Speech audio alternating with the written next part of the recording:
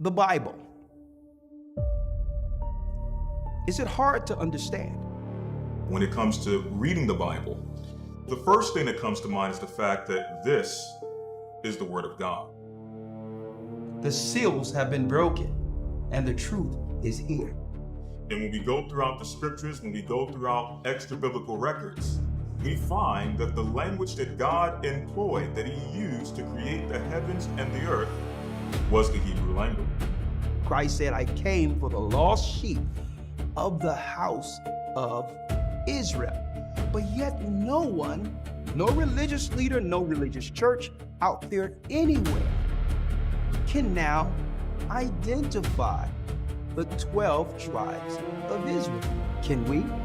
God is quite simple, but it seems as if man makes understanding him hard. What are those mysteries? The truth of your book and the truth will make you free. The Hebrew and Bible Academy, you're invited.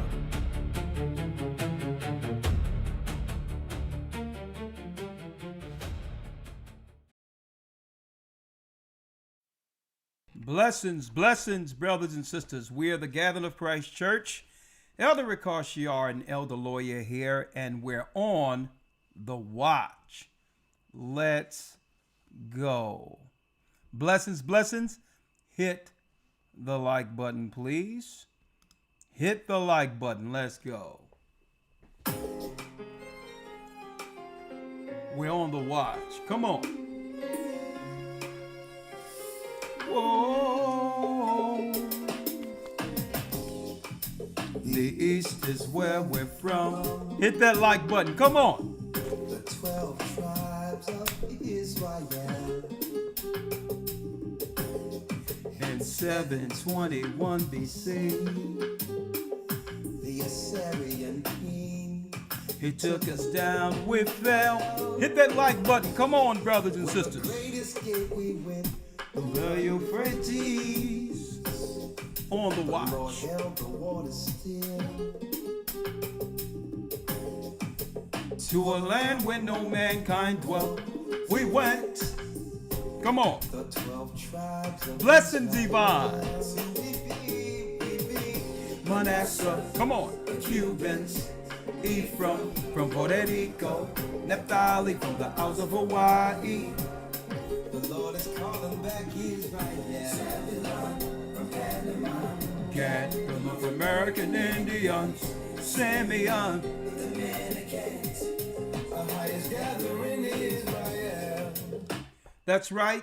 Our highest gathering in Israel, where the elders of the Gathering of Christ Church, brothers and sisters, my name is Elder Rawchaa, along with Elder Lawya, and as you know, each Wednesday, we are on the watch. Now, also, when it comes to the leaders throughout the four corners of the earth, if you are a part of the church, all right? And I even mentioned this, I'm going to mention this in our meetings. If there's something you want to chime in on based on what's going on in your respective areas, or have something to say on the topic, if you're spiritually galvanized to come in through Zoom or the phone call, just text myself or the Lawya, say you want to come in, and we're going to bring you in. And today we do have a real good topic to discuss. Real-time topic, real-time prophecy right here. Already. The prophetic racial tension in America. The prophetic racial tensions. Nation against nation. And we're going to talk about that this evening. And brothers and sisters, anyone you know that is out here in the world confused concerning what's going on, make sure you point them to A Gathering 144 YouTube channel. Even if you have to write it on a napkin, write it on a piece of paper, just give it to somebody and say, go here if you want to understand what's going on. We bring it all together. What's happening geopolitically, we show you according to the prophecies what's going on. And then how you must engage, understanding that what? That God's people have always been the target. Blessings, blessings. Shalom. How you doing, Maria?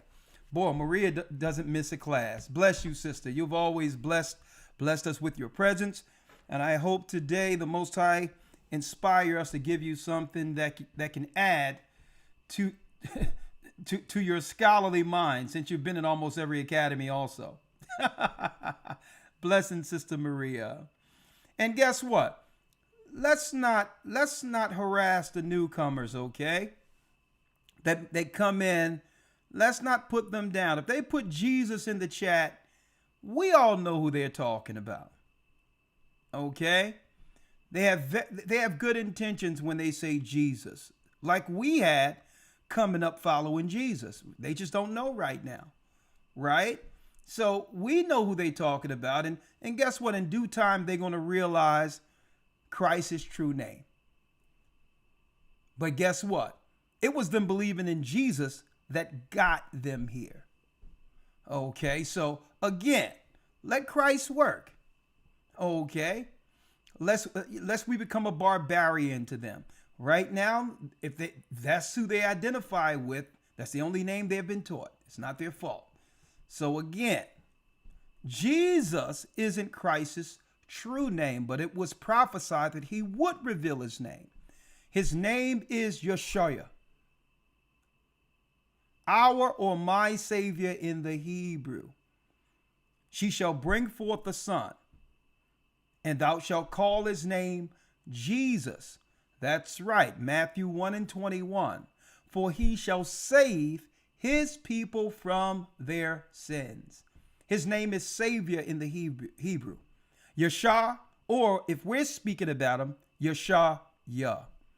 Some people get confused and say, well, that's Isaiah's name. No, it isn't.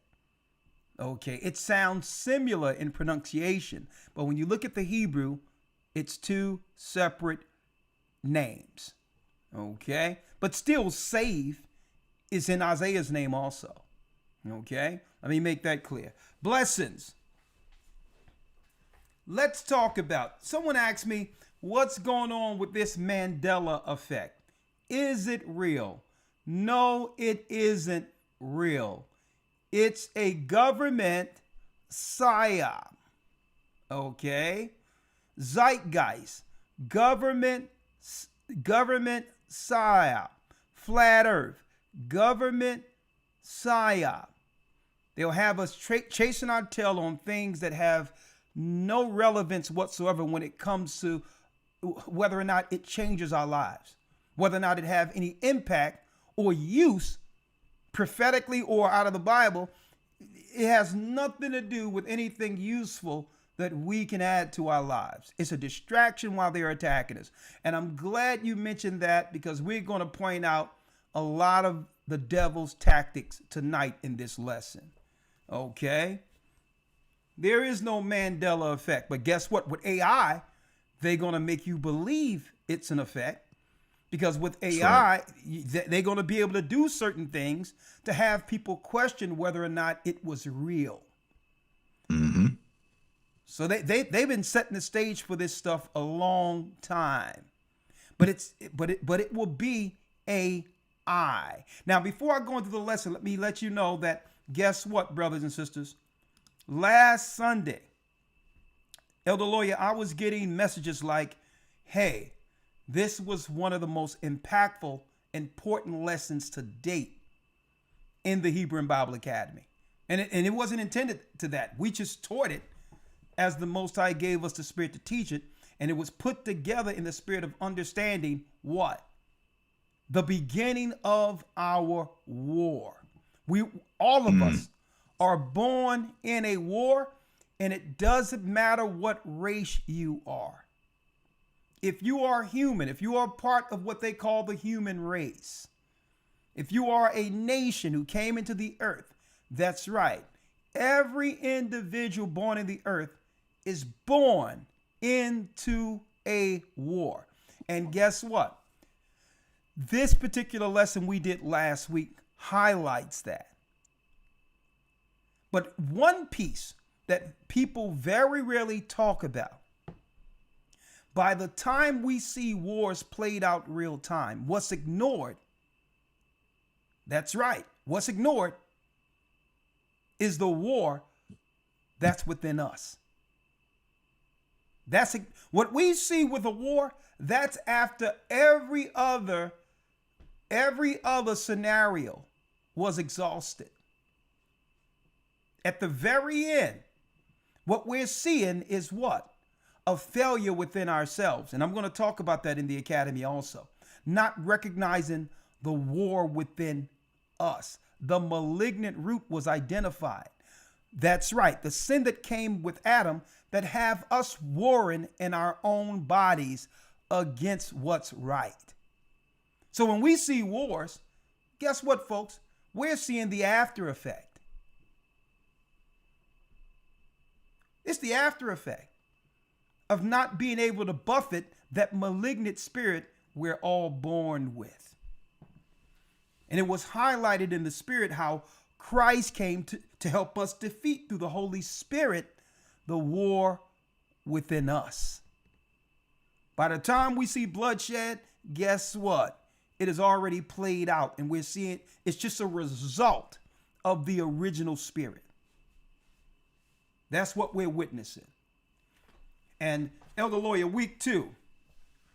What we'll be talking about this week, young man, if you will, share it with the people. Yes, sir. Week number 2. We're going to be going into, let me get it here. We got the rise of rebellion, Cain, corruption, and the first false way. There you go. We're going into the first satanic government on earth before the flood and what it led to. This coming Sunday. You don't want to miss this academy, folks. 12 full weeks, the seed and the serpent tracing the war between truth and deception from Eden to Revelation, 12 serious lessons. And guess what? It gives us full understanding prophetically concerning our purpose on earth. That's what I wanted to focus on with this academy. Precepts, precepts, precepts. Knowledge, understanding, finding out who we are according to God before the judgment, before we see him, before we see who sent us. All the way to the point where the last war, when Christ returns, when he war against the harlot. Folks, I'm going to tell you, you don't want to miss this academy. Go to historytimes.org, and guess what? If you haven't enrolled, don't worry about it. We'll send you everything you've missed already. We'll send it to you so you can catch up, the news and everything, news, Hebrew, and the lesson. You'll be caught up by next Sunday. And another thing, yeah, it's hot outside. So if you can't make it to the academy, don't worry about it. You can enroll, and we'll still give you all the links so that you can view it at your earliest convenience whenever you're ready, even if you can't be there Sunday. Anytime during the week, you can still stay in tune with what we're dealing with prophetically each week in the academy. Go to historytimes.org. There's nothing like it on the earth. So, Elder Lawya, let's talk about it now. historytimes.org. Thank you all. Thank you all. Hit the like button. I continue to say hit the like button, brothers and sisters, because we are under a shadow ban. Okay, under the cover of night, while you're sleeping, what's going on? Automatically, people are getting unsubscribed who would like to find out what's going on here at A Gathering 144. This channel is censored. It is. It's censored. Why? Because usually we drop what's going on according to the Almighty, using the Bible before it happens. And through this, many people navigate around the devil's traps. So the powers that shouldn't be, I'll tell you right now, they work day and night to make sure people don't at least hear what's going on right here. Because why? You may choose not to listen to them. And usually if you don't listen to them, you'll live another day. And you will understand today why. Brothers and sisters, tonight's broadcast, Elder Lawya, will confirm what we have suspected for years. Brothers and sisters, let me tell you, our people, black people in particular, all the 12 tribes, but black people, especially in America in particular, has always been a case study or an experiment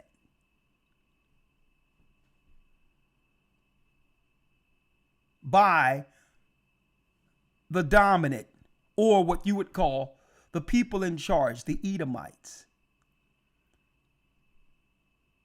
They have studied us on every level psychologically. And believe it or not, it's a part of their existence to study us. And some would think, well, hold up, this is obsessive. It's a pathology. It's this, it's that. Folks, they don't see it that way. Them studying us is a sense of survival for them. And we finally out there got one of them to admit it. It brings everything full circle that we were talking about geopolitically, racism, immigration, everything is because of their study of us. They're so concerned about us. They've always been so concerned. Oh, your children go to school. Did they get their shots? Did they get what you care? You're not living around our children.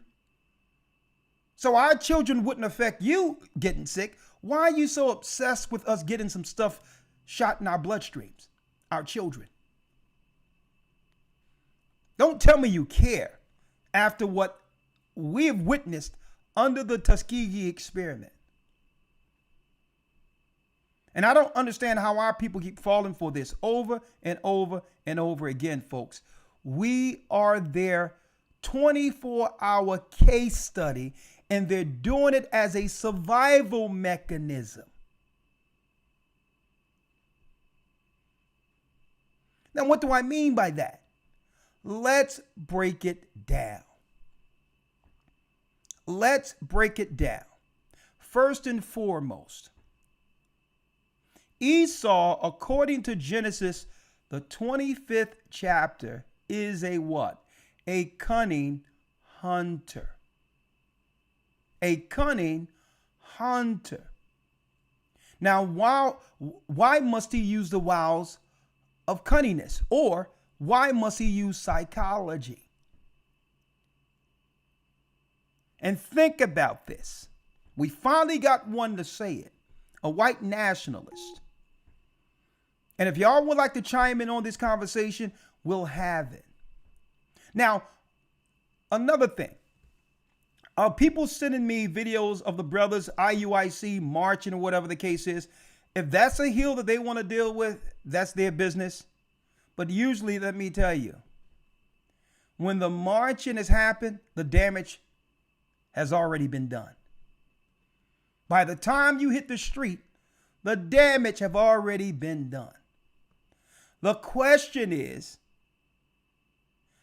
how do we navigate from Esau's warfare before we're forced to march? Because Esau's a cunning hunter. Okay, Esau understand that protesting and marching doesn't have the same spirit or power it had when our people utilized it in the 60s. It's too antiquated now because everyone's doing it. Gays are marching. White liberals are marching. Trans are marching. We had the Million Man March. And guess what he started saying? Well, okay. They find that marching isn't a threat to their power, because they can continue to destroy us other ways. Like, for instance, when everyone was talking about getting the COVID vaccine, you had these same Israelites out there telling people it's okay for them to do it. See, Esau, he don't have to march to get rid of you. See, he can pick you off just like that. While we're marching and showing forth a public, and guess what? I'm not saying it's wrong or nothing. I'm just saying what's coming from it. And should we be doing it according to Christ? That's up to the individual. Okay? But we should be getting in front of, what we should be getting in front of is a silent war, which we're going to identify, because they've been studying us and they realize what's a threat and what isn't. If marching was a threat, they wouldn't allow us to do it. It's just a way, as far as the government concerned, it's a way to let off steam while they pick us off. Now, but one thing, if it's for a cause to make sure that people are put on notice that our people is off limits when it comes to harming our people, then okay. I can understand that. Harming our people is off limits. But we have to understand, folks, we really have to understand that after civil rights, not much changed. Not much changed when it comes to how we're viewed by a certain sector, let me put it that way, of Edomites. A certain faction of Edomites, it never changed for them. Now, for the poor whites and others, they could care less about them too. We're not talking about all white people on a, from a blanket standpoint. But Esau has examined us. It's his survival instinct to do so. So the question is, how do we navigate through this to make sure what? Our children, don't fall into their traps. Number one, with the Nolan Wells situations. Let me put this out there. And I keep mentioning this, Elder. My family's from down south. We got people going all the way back to slave ships. The political planning in Christian churches, my family was a part of. Okay, how to navigate when the tensions are high racially, were discussions our parents had with us. And it seems like parents aren't having these conversations, or children aren't listening. What do I mean by that? You had a young boy who just stabbed someone not too long ago and was what? And was sentenced for 35 years. Now, whether or not that 35 years are going to stick, who knows? Who knows if we're going to be here that long? Okay, but all in all, once that happened, our parents were supposed to sit the children down and talk to them and let them know. When there's heightened racial tensions, we must walk circumspect, and we can't be the what? We can't be the minority amongst a crowd of white people now. Okay? If you are the minority, if you are just one out of many of them you can come up missing when racial tensions are high. Stay in the house. Stay around your friends. Don't be going out with a bunch of these white people and you know some of them are straight racist. These conversations were had in my home when racial tensions were high. When the Rodney King thing came out and everyone turned up. We're living in a generation right now, folks, where people are walking lackadaisical, not realizing we're living in the valley of the shadow of death. Everything, you can't be just out willy-nilly thinking that it's going to be okay. So by the time marching happened, the damage have already been done. And we're going to talk about that today. Number one, why is it Esau's position to examine us? Elder Lawya, let's go to the book of Obadiah.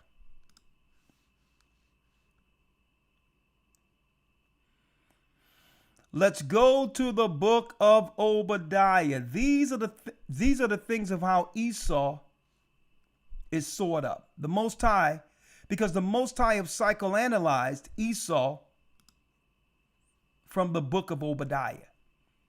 It's the Most High who have taught the children of Israel how Esau thinks. And you can sleep on this if you want. Our God made him. So if you operate with Esau, out there with Esau, not understanding who Esau is, because we got to interact with him. Okay? But understand who he is. It's Esau's job. And I'm speaking of it from a systematic standpoint. Because one thing we don't do, like the guy I'm going to show you in a couple of moments, we don't walk around under a spirit of paranoia as if somebody going to get us. Okay? We don't walk around like that. But there's a lot of Edomites who do.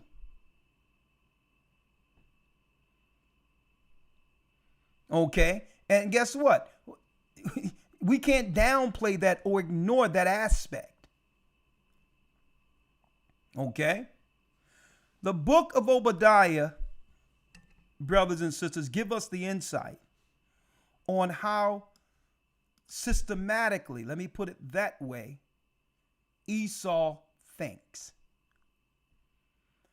Read 1 and 1 real quick, Elder Lawya. Real quick. Yes, sir. Yes, sir. The book of Obadiah, verse 1. The vision of Obadiah, thus saith the Lord God, concerning Edom. We have heard a rumor from the Lord, and an ambassador is sent among the heathen.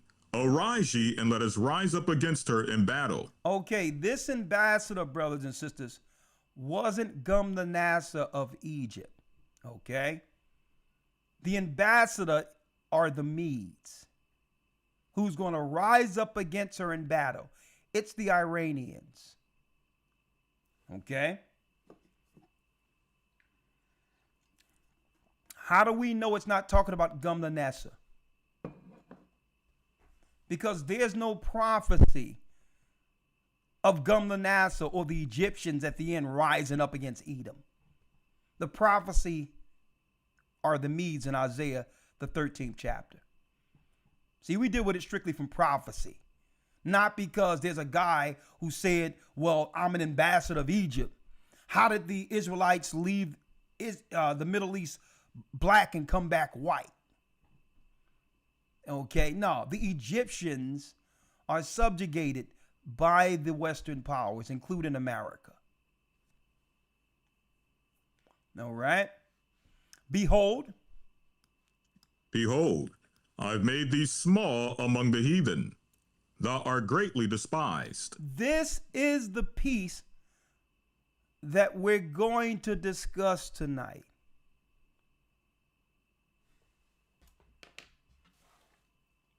Huh?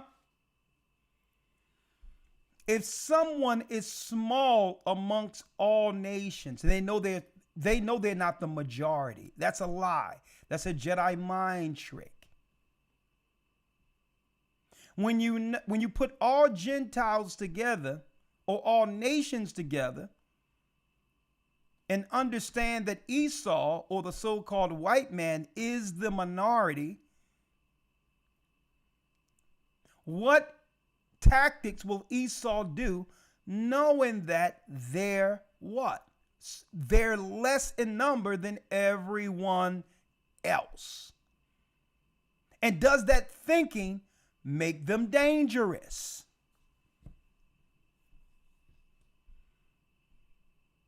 I have made thee small among the heathen.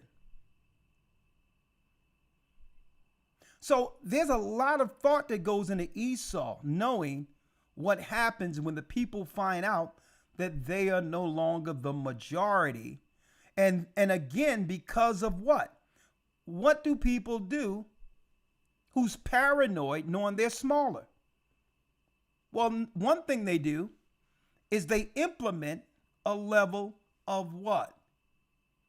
A level of population control. It's part of their politics. If they fear being lesser number, they must get up. It makes them obsessed with how many children people are having.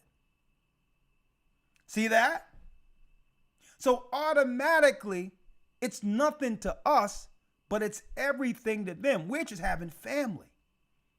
But they don't see it that way.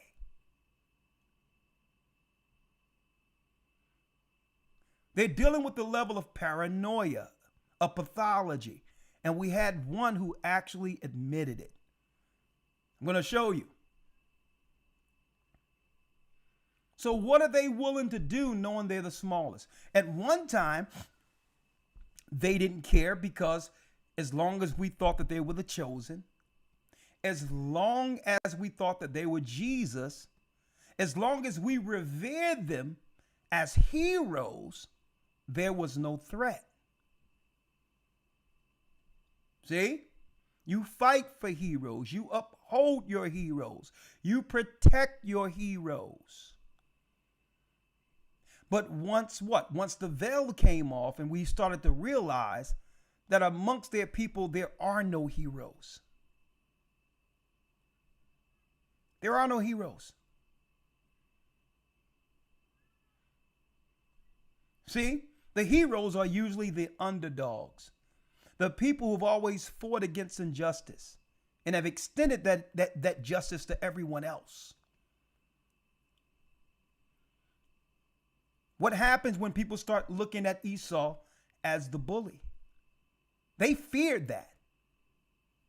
Not only do they don't have the numbers. There's no empathy towards them as a whole, based on their past history. And they fear that their past history is coming around full circle. So what they do? Well, okay, what else can I do? We're small. Okay, let me just cause some confusion for population control. Okay, LGBTQ, gay. Let's just promote all debauchery and all of this, not realizing what they're trying to fix only speed up what? Their numbers lessening. Everything they do to us for population control comes right back to them. The Most High says, I've made them small among all people. There's no sympathy anymore, no empathy. They've seen that as the bully, and on top of that, they don't have the numbers. Now, we're nonviolent. Christ tells us to be wise as serpents and harmless as a dove. We're not supposed to execute violence upon people and all these others, right? Think about that. We don't even think about that, but they think about that. If the shoe was on the other foot and they had the numbers after all they've done against us. And if it was turned around, guess what? We're going to have one admitted what they would do. Not realizing we're not those type of people. But guess what? They don't care. Their history is haunting them, like God said it would. So they come into our schools, take away the history because they started looking at our history next to theirs. We only had Black history in America once a month, but then all these inventors who came out of slavery, all these writers, revolutionaries, and even the white children were growing up and putting up Martin Luther King next to who? It was like, who's George Washington? Even their children were saying, now that's a hero. His people are only 13 to 15% of the population, but they shut the whole country down. That's a hero. You can't duplicate that. That was grassroots. The same way our people not going into Asian shops right now, Prophetic shops. You can't, guess what? It comes out of nowhere. When our people make up our mind to get together on something, it shuts everything down. And that's what they fear. And know, based on long, hard examination. Hit that like button. We're going to talk about it. I have made these small among the heathen, so they must use what? Tactics being what? The minority. We are not minorities, folks. Let me make it clear. They don't know how many Black people, and I'm talking about Black Americans, Judites off of slave ships. They don't know how many of us are here because Black people don't answer the census like that. That's number one, and they know it. So what they did, they came into our schools and then they started bringing in other people who needed what? Refuge here into America to undermine us, to get into high positions of authority, school and others. And these people are grateful to be working in our schools, so they'll do anything the Satanists hands down to them when it comes to curriculum. So when it's get rid of Black history, all the people who replace us who look like us say, yeah, get rid of it because that's not our history anyway. We need a job. So they're using our people in the public schools to get rid of our history because our history here in America, the Judites, folks, you're talking about inventors. You're talking about people who designed Washington, D.C. God was with us the whole time, fighting against injustice. And they want that erased because eventually, if they don't erase it, guess what? They know what? A bill is due.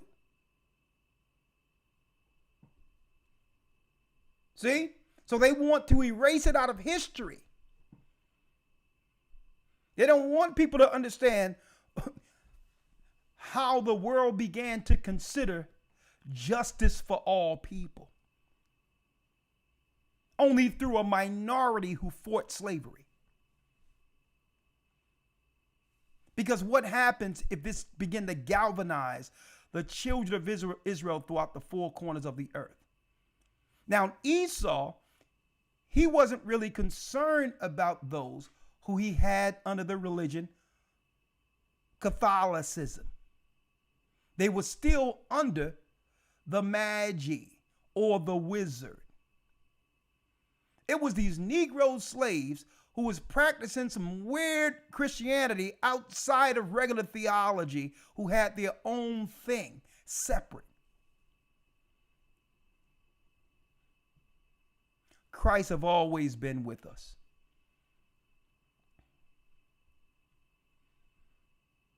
And Esau knew, Elder Lawya, that it would come a time, according to the Bible, that Judah would stand up like that lion and roar, And all of the children of Israel would begin to what? Take heed. Take heed of the sound.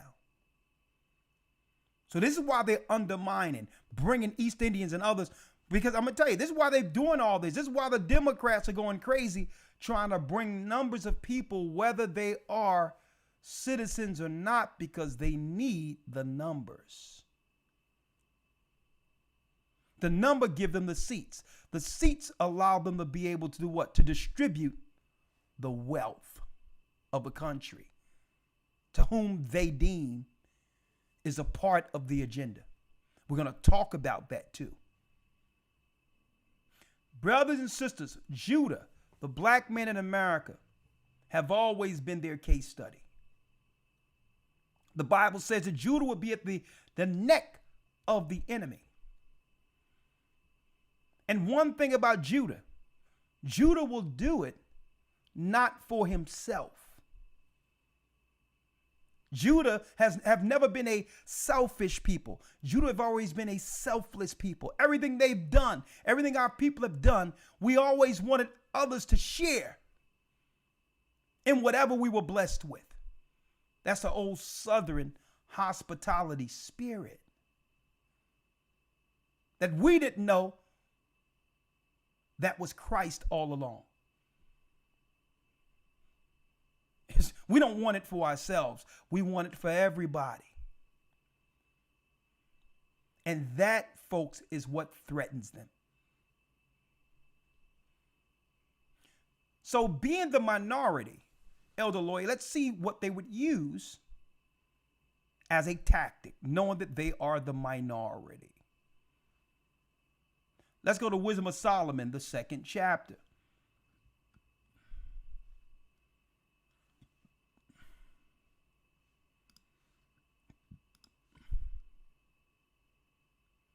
For the ungodly said, reasoning within themselves. In the Apocrypha. Yes, hit that like button. All right. Wisdom of Solomon, chapter 2, verse 1. Yes.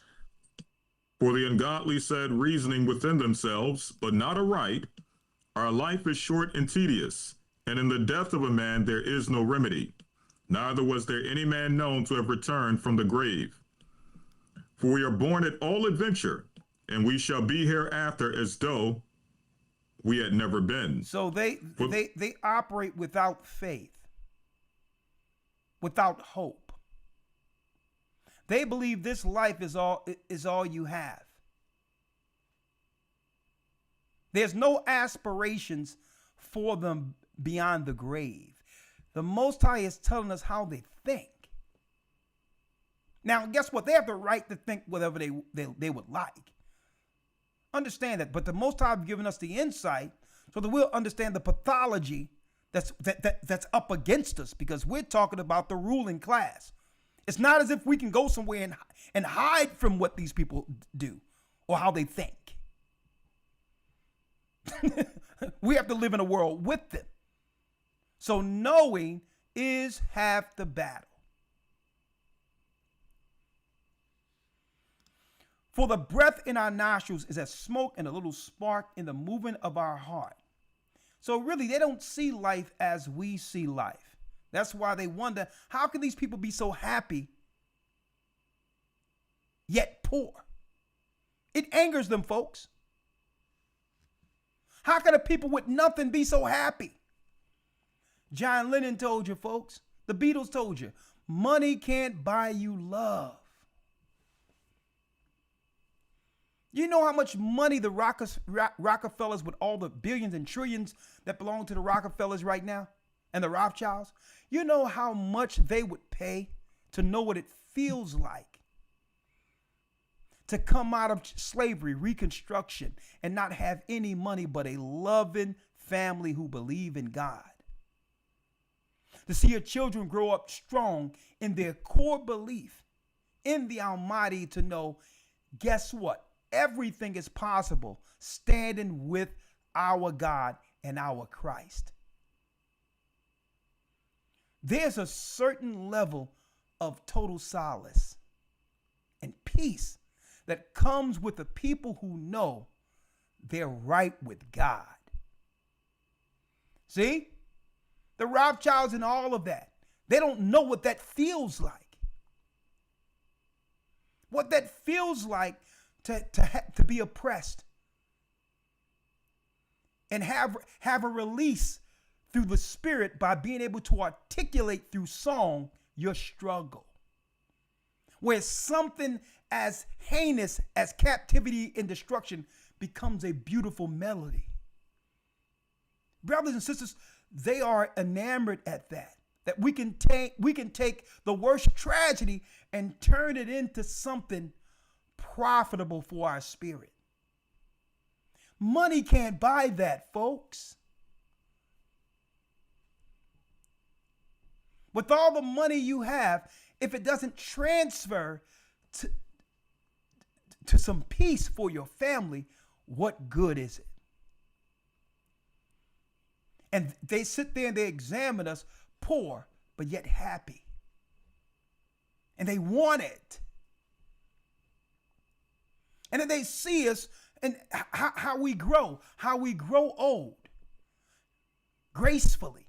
And if we didn't have these medications and none of this stuff, folks, they look at how we beat time when it comes to our youth, when it comes to our outward youth. We don't wrinkle, none of that. We stay away from the medications and all of that. We grow old gracefully. And to them, they look at us and say, you know what? They found the fountain of youth. I'm sitting there shooting babies' blood in my face to try to, and I'm shooting children blood in me to stay young. And these people are naturally young. And they spend billions and trillions of dollars, folks, just to stay young. And it's what the Most High have graced us with naturally.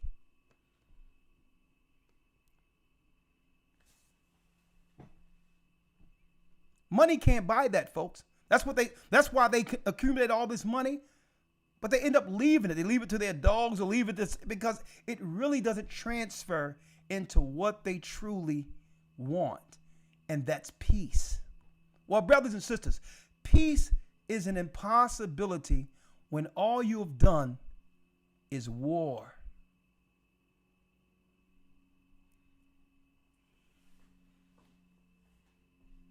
Huh?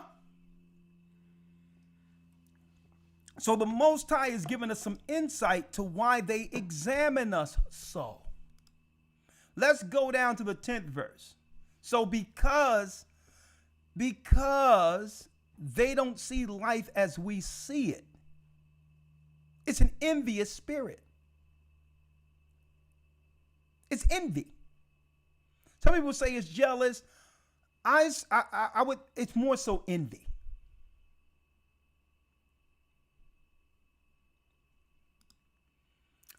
Read the 10th verse. Let's read it. Let us do what? Verse 10. Let us oppress the poor righteous man. Let us use the law. We'll change the law as it goes against these people and turn them up against one another. We hate to see their families together. We hate to see them deal with conflict resolution.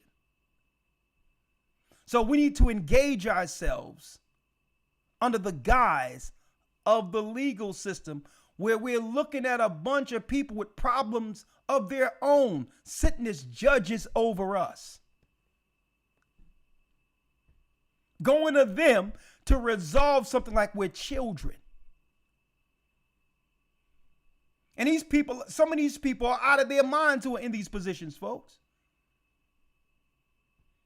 So they say, you know what we're going to use? We're going to use the law.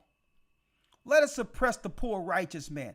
This is what you do when what? You lack the numbers. When your birth rates are going low. Let us not what? Let us not spare the widow. We don't care about the widow. We don't care about the women. We're just making them believe we care about them so that they can take their youth and weaponize their youth and be utilized to destroy the family until they get too old. And when they get too old to be able to use their bodies, that's right, we'll throw them in an old folks home somewhere and have them rot. They don't care about the women. They only care about what? They only care about radicalizing the women in their prime. Because what does that do? That keeps the birth rates down. It makes relationships a struggle.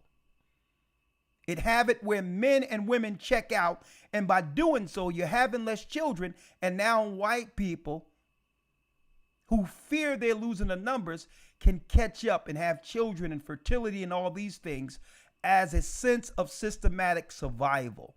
I'm not saying this. I'm going to show you someone who said it. So this is why they came out with OnlyFans, Instagram, and all these others, so people can pay attention to everything than what they should be paying attention to.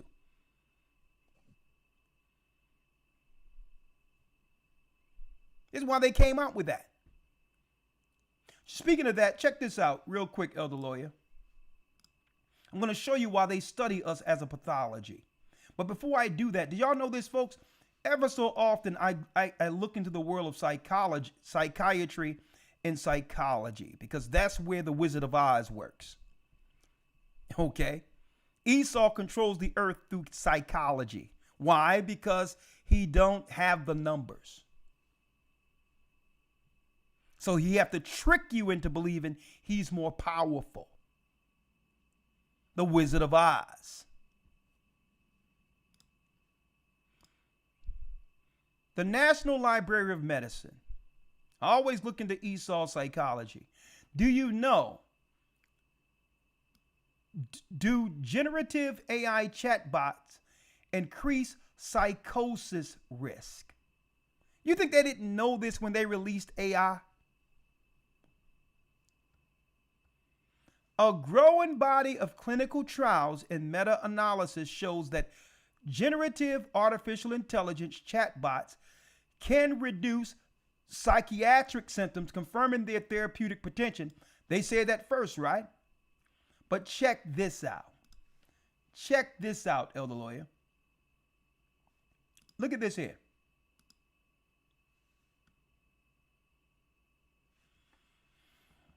People are getting diagnosed with mental illness through ChatGPT. Look at this. Psychologists and psychiatrists are seeing a concerning trend where excessive or improper use of AI chatbots triggers and exacerbates psychological crisis. Some mental health professionals have informally termed this phenomenon AI psychosis.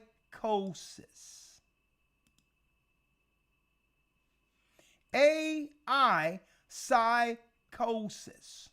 AI is driving a lot of people crazy.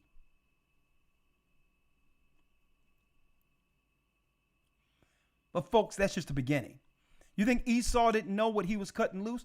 And he's doing this. I'm going to show you. It goes back to a form of warfare. Right? I wanted to put that out there real quick. I was going to cover that more so this Friday, but still I wanted to throw that up there since I have it out there. Right? So let's go here. Let us do what? Let us oppress the poor righteous man. Let's focus on the poor black man. Even though without the poor black man, nothing could have happened here in America. Nothing. The filament for the light bulb, that's us. So you wouldn't have light bulb. The toilet, to be able to flush your toilet with plumbing, that's us. How do you know it's us? Because there was no other people coming up with the ingenuity. We were creating this stuff to make our workload easy from slavery. The cotton gin, us. Okay? The filament for the light bulb, us. the frequency travel that led to the telegram would turn into the telephone. Us. Huh? And then civil rights, making it where people can have equal rights under the law. Us.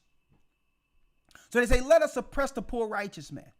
So how do you oppress us? Instead of doing what's right by us, you'll undermine us and bring other people from other countries who has resentment for the blacks where they live and bring them over as a proxy to attack our people, who will do anything under the government's command to stay a citizen.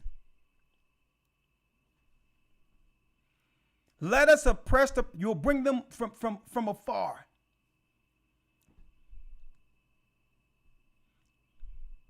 You'll bring them over here to do your dirty work. Let us not spare the widow, nor reverence the ancient gray hairs of the age. I'll never forget this, man. I'm going into the hospital real quick. My mother, may the Lord bless her soul, and I'm gonna see her one day. All right, I'm gonna see her one day. Okay, I'm working towards that. I go into the hospital. This East Indian who can't even speak English is coming out telling me about my mother or whatever the case is. I'm like, dude, how long have you been here? Who are you? He was supposed to be this professional. I can tell he knew nothing. And once I confronted him with, I don't agree with what's going on up in here. Guess who came from behind the veil? Who told him to go sit down somewhere so that she can speak to me? A Jewish woman. It was a Jewish woman who was in control of the whole hospital. And another lesbian woman with a short haircut. I'm like, well, who's this guy y'all rolled out? I thought he was the professional. They were like, well, no, sir. No, it's just that. Let me tell you, once they seen that I knew what they were doing, because the East Indian was just looking at me. He's like, oh my God, I don't know how to deal with this guy. Then the real people came from behind the veil. They looked at him and told, you can go take your clipboard and go upstairs somewhere. And they sat and speaking to me. I was speaking to the shirts, the minds behind who's really behind doing everything they're doing to undermine our people. I wanted to put that out there. But I know it's not the East Indians. I know they just proxies who's willing to be a pit bull for the sake of American citizenry. But because I know that, I'm like, well, okay. We know that now. We're not going to trust their proxies either. And folks, if we don't trust their proxies, they'll get rid of them. They'll get rid of them because they only have them here to undermine us in fear of what the Bible says we'll become and what we're becoming. Let's finish that, Elder Lawyer, if you will. Yes, sir. Wisdom of Solomon 2:12. Yes. Or 2:11. Let our strength be the law of justice. For that which is feeble is found to be nothing worth. Our strength is using the law of justice. We're going to create a fake justice system to make everyone believe that we're all judged under the same law. We'll attack them behind legalese. Any opportunity to attack them where they fall in our hands through breaking law, guess what? Because sometimes, when it comes to any law, there's the what? There's a slap on the wrist. Sometimes it's the minimal of the law, or they have the discretion to sentence someone to the extent of the law. That's why they says we're gonna prosecute you to the extent of the law. What's that? What the Hades is the extent of a law? Think about that. If you do something, there should only be one what? One law or consequence for breaking that law. What do they mean we're gonna do this to the extent of the law? That means they can use it as they will. See? That means they can let you off on probation or they can give you 35 years. That's not law. In the Bible, when it comes to stealing, whatever you do, there's an exact law for repair. That's it. There's no extent of it. You steal this amount, this is how much you give back. Right? This is how you make amends, period. That's the law. When it's subjective, when a judge can be subjective when it comes to the consequences after criminality, when it's at his discretion, that's not law. So they put a large range of things on the books so that when we come in front of them, folks, they deal with the extent of the law for us. God, and this is why they don't like us telling people or encouraging our brothers and sisters to follow God's law. Because if you follow God's law, you're law abiding, even when it comes to the world. And that's less people they can throw the book at. That's less people. They need criminality. They need to promote debauchery and criminality because that's how they keep the jails packed. This is why they hate our people promoting God's law. Because that's the excuse they've been using for years. Well, you know, we down with all people, but you shouldn't have did this, so hey. See? Let our strength be the law of justice, for that which is feeble, read, is nothing worth. is nothing worth because they're nothing to us. This is the systematic elite. This is how they think. So they say, you know, let's wait because eventually these people are going to do something wrong. And if they don't do anything wrong, we'll examine them and make what they do naturally illegal. We'll find out what they like to do and make it illegal. Folks, think about it, folks. There was no such thing as a state store or a place where you have to go to the government to get spirits or wine or whatever the case is. There was never, people can make their own stuff. We had our own farms, our own distilleries. Uncle Nearest came up with the Southern Comfort mix formula. Uncle Nearest. Don't you know when they brought the Italians and them over here to the Americas and seen us doing our own thing? 5 cents for a juke joint. People come through and they get their own stuff and they share their own drinks and all that stuff. Don't you know that's when they set up prohibition? They set up prohibition because we were making our own stuff and they weren't getting a share in it.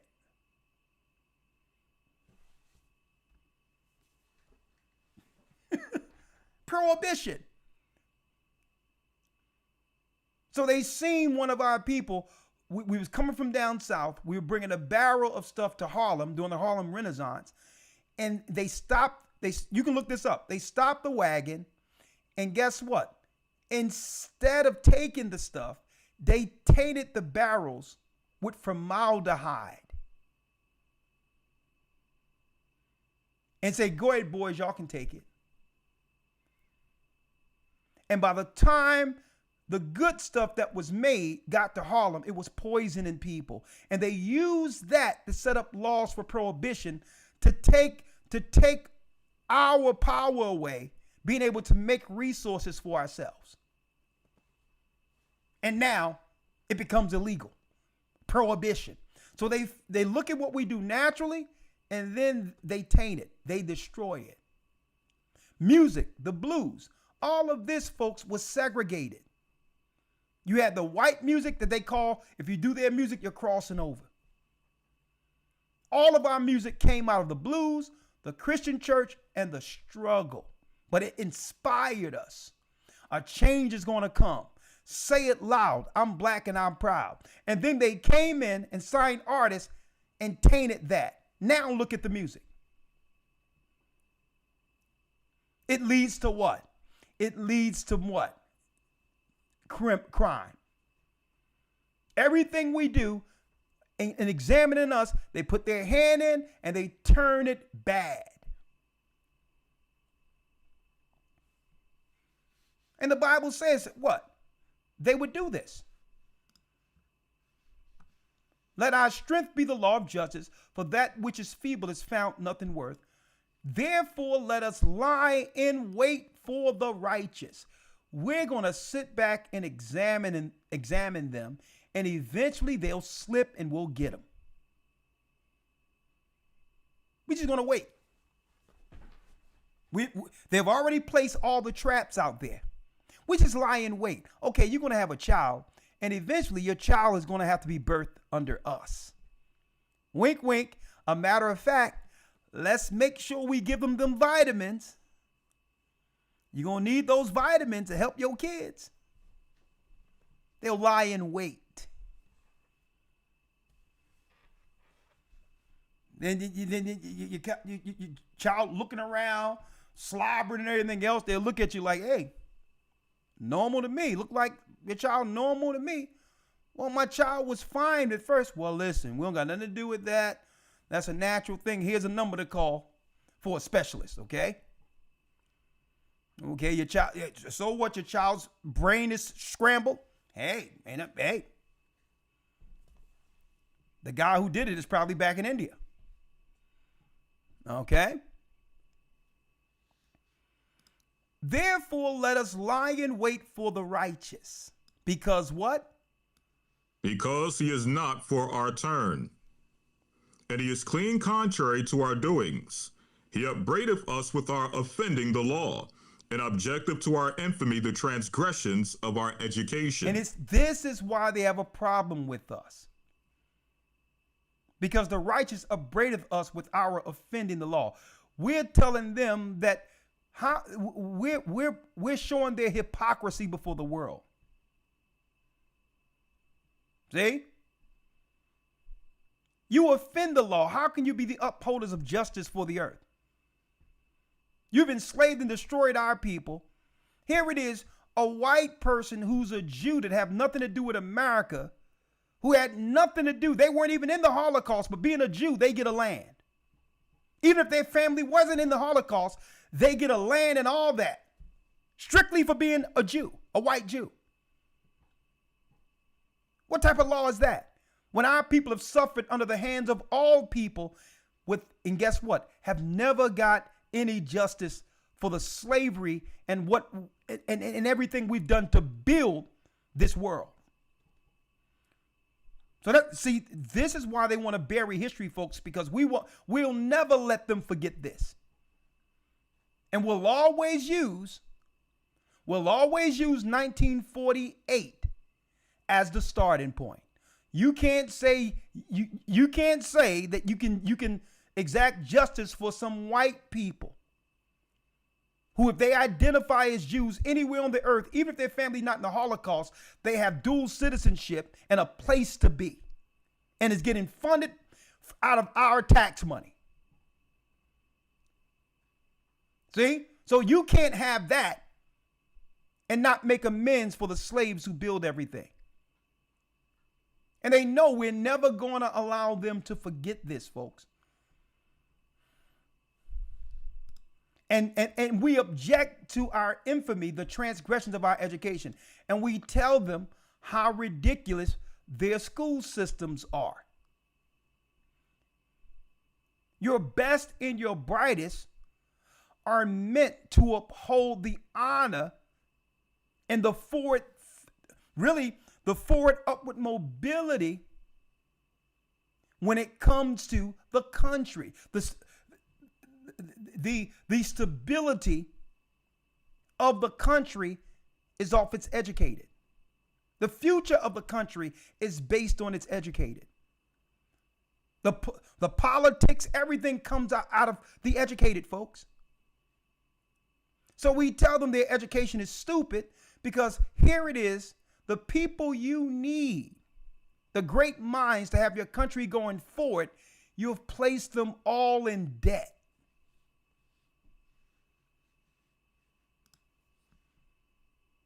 If they represent the future, and the future of your country cannot be without these, how can you put these people in debt when you need them? and we tell them how stupid that is. See? We don't know your education is stupid because what? You need the intelligence of your people.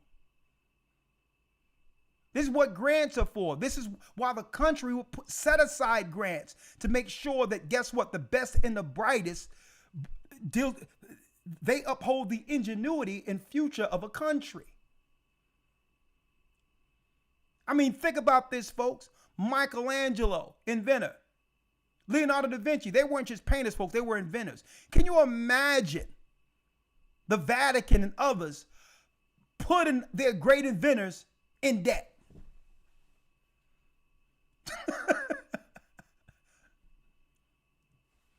So we'll look at their schools and say, this is stupid. You need smart people. You shouldn't have to what? You shouldn't have to pay when your mind is a contribution to the strength of that particular country.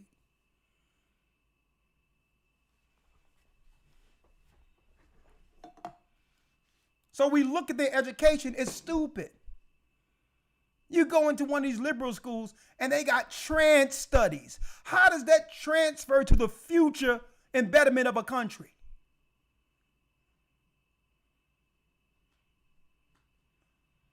Well, I study underwater gender transitions. You shouldn't even be studying that above water.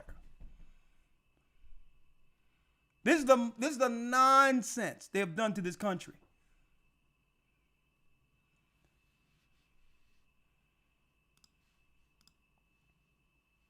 "13, Elder. Yes, sir. 13. He professeth to have the knowledge of God. And this is what they hate about God's people, the righteous man, the most. Because we're no longer listening to their pathetic Christian, pagan theology. I don't want to hear no Christian apologists, no one talking about they want to debate the Bible. How can you debate the Bible when it's your government that's bringing in all of these other ideologies and religions to undermine your children who believe in God?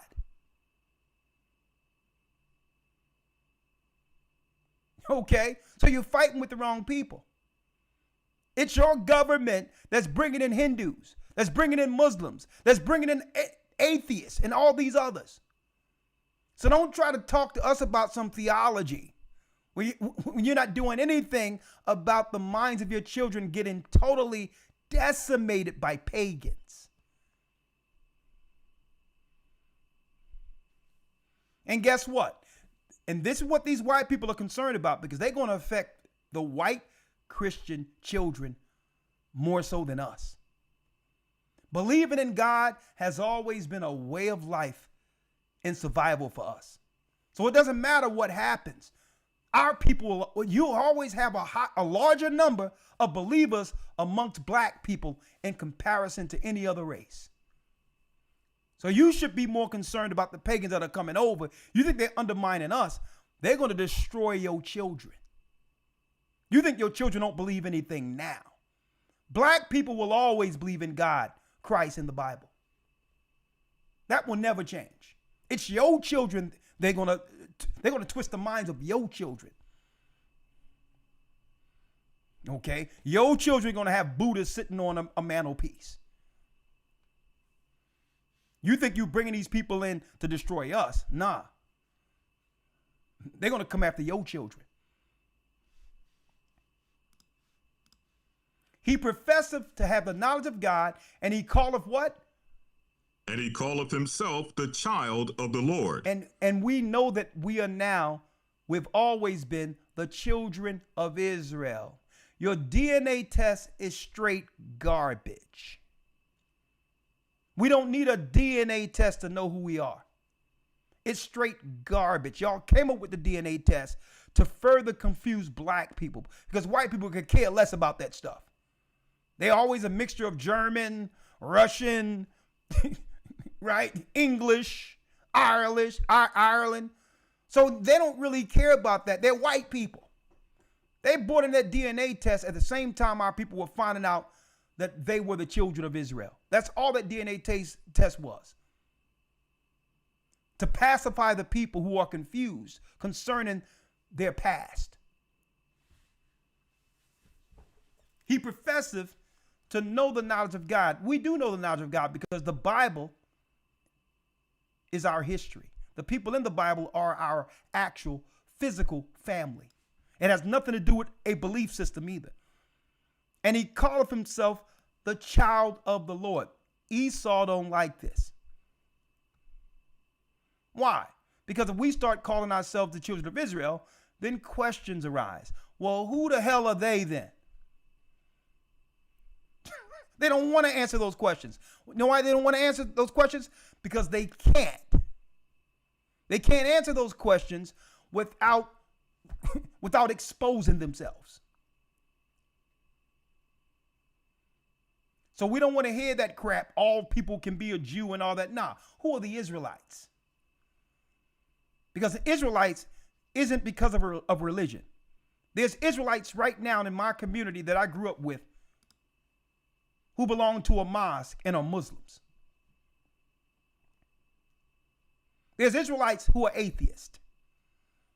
Okay? There's Israelites who don't believe nothing at all. There's Israelites out there, who are Buddhist. So what you believe in as far as religion doesn't transfer to your genetic makeup, your bloodline. We're Israelites. It doesn't matter what we're worshiping. We fell for worshiping pagan gods and ancient gods. And that curse fell on who? Israelites for doing so.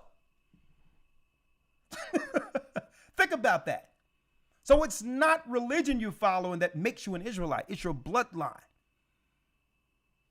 And we're telling them to their face, we're the Israelites. And they can't prove otherwise. They would like us to, they keep on putting this African stuff. I'm starting to believe Esau, the white man, created this African line so that we can Wakandize ourselves to get away from the truth of us being Israelites. Africans are made up of every nation and ethnicity you can name on that continent.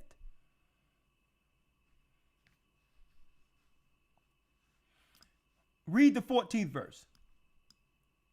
He was made to reprove our thoughts. We were made to correct him.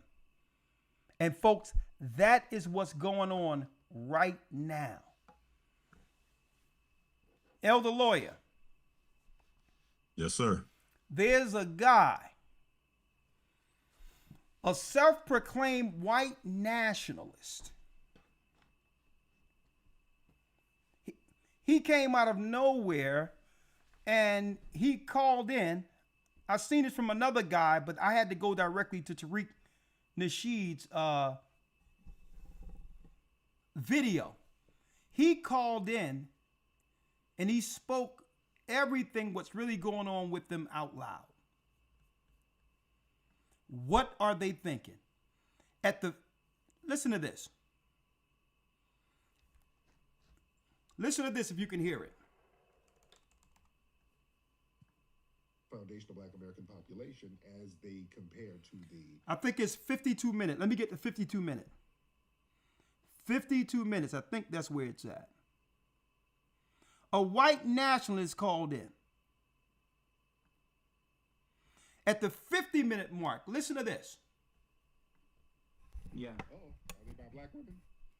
No. Who are they about? What, white women, Asian women? Yeah, like I think British American woman. Oh, Asian. Do you have a little black nephew somewhere? Hold on. No, I do not. Hold on. No, he gonna sit there and roast. I'm not dealing with that. I want to hear what the white nationalist is saying. Listen to this. Take care. That's funny. Lord, good grief. At least he was an honest white nationalist. I can respect the honesty. Hold on. We got Loki. What's up, Loki? Loki, hop on. I can respect an honest white nationalist. 32 minutes. Listen to this. Stuff. White, right? Isn't that the difference? Does that even count? I mean, there's some white mixed. What's your DNA test? Have you done it? What is yours? Got some shit from France and England in there. So it's in there. Even when I do my lineage, attitude, like your whole attitude, your whole vibe, your whole vibe. Yeah, like your vibe, energy. Listen to this. Just the way you are as a group. Listen to this. Yeah, like I said, I just think that when we're a minority, people are going to say, hey, all our wealth is illegitimate. It was all, created through slavery or colonization, and that we got to pay reparations for that stuff. I think that's going to be our future. Oh, so you feel like you're going to get your ass whooped? Yeah, of course. Okay. But do you agree? People are greedy. People are selfish. They look for ways to take advantage of other folks. They look for ways to get money. And yeah, guilt tripping whites till the end of time is a very easy way to get money from whites. I think that's going to be the future, especially because so many white people are still going to have a lot of control over the industries. Isn't that a projection? I mean, that's how the whites got it, right? Yeah, it's fine. That's fine. Yeah, that's just how humans are. I'm okay with that. Okay, so if you're okay with that, you're not okay with the retributive ass whooping? Yeah, of course. I want the money for myself. I don't want to, I don't want to. I mean, I'm not even rich. I'm actually quite poor. But yeah, like I don't want other people to do that to us. Okay. Well, wouldn't the right thing to do would produce justice to say, hey, look, we're about to be a minority pretty soon. These Black Americans don't really play games like that. They're not like the South Africans. So we can't try to abuse them as a minority. So why don't we just try to make good and do the right thing and give them those reparations so that when you become a minority, things are all gravy. It's never going to be, even if I wanted to, obviously I don't agree with that, but even if I did, I would just say it would never be enough. It's never going to be enough. Really? Yeah. He said, as a white nationalist elder, it doesn't matter what they do, it'll never be enough for our people. I'm going to put a pin in that for a second, but come on. But there's a reason why he's saying that. It doesn't matter what the white people do for us, it's never enough. And you know what? He's right. He's right. Because we were both meant, we were born to rule. It was in the prophecy that as long as Esau was up, we would be down. And as long as we're up, Esau would be down. It's in the prophecy. So we're going to keep doing what we're doing and absorb more and more until we're on the top and they know it. There's nothing they can do to totally satisfy the children of God. But understand what he said first, Elder. He said he's afraid they became the minority. And as the minority, And us being the majority with our people, he's afraid we will one day come together. Listen to this. It'd be enough. Yeah. No, it won't. Yeah, it would. It would. No, you won't be happy until you have I mean, honestly, like, this is one of the things I don't get with you. It's like, do you not, like, it's like what you guys ultimately want is just a black nation. You want a nation with black people, with black police officers. You want the Wakanda. Like, this mixed race nation, it's never going to make you guys happy either. Like, that's one thing I don't really understand. Like, you're trying to make this diversity work. I don't get it. That's a projection. We don't have a problem with other races. In fact, we were the ones helping other races out. And check it out. He says, we don't really have a problem with racists like white people do, like white nationalists do. We don't. White people lived in our neighborhood. If my mother had some food, she would make a plate for him just like anybody else. We don't have a problem like that. It's their paranoia. Bullshit. Like, they had all those, like, what about in the universities? They had, like, those black only spaces because you had a bunch of these black kids who were, and look, we made a way for him. He was born in Russia, Elder Lawya, and came in through the 14th Amendment. He's not even an American born, and automatically, and guess what? Here is the model they use, even with other people. Because Esau had been doing it first. They're coming to America, not even from America, and be entitled as a white citizen as if they were a part of the founders. So he's from Russia in America complaining that the white numbers are dwindling all over the earth.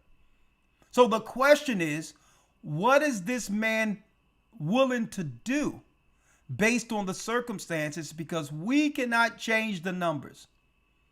White people are 7% of the world's population. So what are they willing to do? And what must we guard ourselves from because of it? These white neighborhoods, they never felt like what it felt like to be only around blacks, and they wanted that. Yeah. Right? Like, they had during the woke SJW stuff, they had these, like, black only spaces on all these college campuses, right? No, they didn't. They had, like, Black Lives Matter chapters, but there was no black only spaces. No. No, I don't think they had. I can double check that, but I thought they had black only spaces as well. No. There's no black only spaces. And, like, black only dorms, I think they had those. No, there's not. I can promise you wasn't no black only dorms. Well, let's go back to 32 minutes. I'll double check, but okay. That's not true, sir. Black people, we don't have a problem with other races of people who were clearly some slave owners. But I'm just talking about the whole disposition of the foundational Black American population as they compare to the South African population. Because South Africans, there's white South Africans who are a minority there. They're relatively safe. All this stuff about white South Africans being harmed, I've been over there, and these people are living high off the hog over there. So is your concern that we over here don't have the same disposition as the South African black people? Is that a concern? Can you use English? I don't want to use disposition. What is that in English? Oh, okay. Because I forgot you're so good. Attitude, like your whole attitude, your whole vibe, your whole vibe. Yeah, like your vibe, energy, just the way you are as a group. Yeah, like I said, I just think that when we're a minority, people are going to say, hey, all our wealth is illegitimate. It was all, created through slavery or colonization, and that we got to pay reparations for that stuff. I think that's going to be our future. Oh, so you feel like you're going to get your ass whooped? Yeah, of course. Okay. So they fear that if a war break out, that all the people are going to join together to pay back Esau for what he executed in the earth for generations. That in a gist, Elder Lawya, is a white nationalist fear. That white women are mixing with other races of people, and it's lowering their birth rates. And eventually, if black people get the numbers, that they're going to use that physical power to overtake white authority. So the question here is, what are they doing, or what have they been doing in war against us? As this fear is at the forefront of what will actually be their future. So because they know their future with their numbers dwindling, what are they actually doing to our people to stave off what they fear? Are they doing things to us? What are they doing? And I'm going to put it out there for you all. What do you think the things they are doing to us to keep the numbers down with our people? Because they definitely are concerned about this. That's number one. Because don't forget what Joe Biden said. Don't forget Joe Biden said that white people are going to be the minority. Let me pull it up.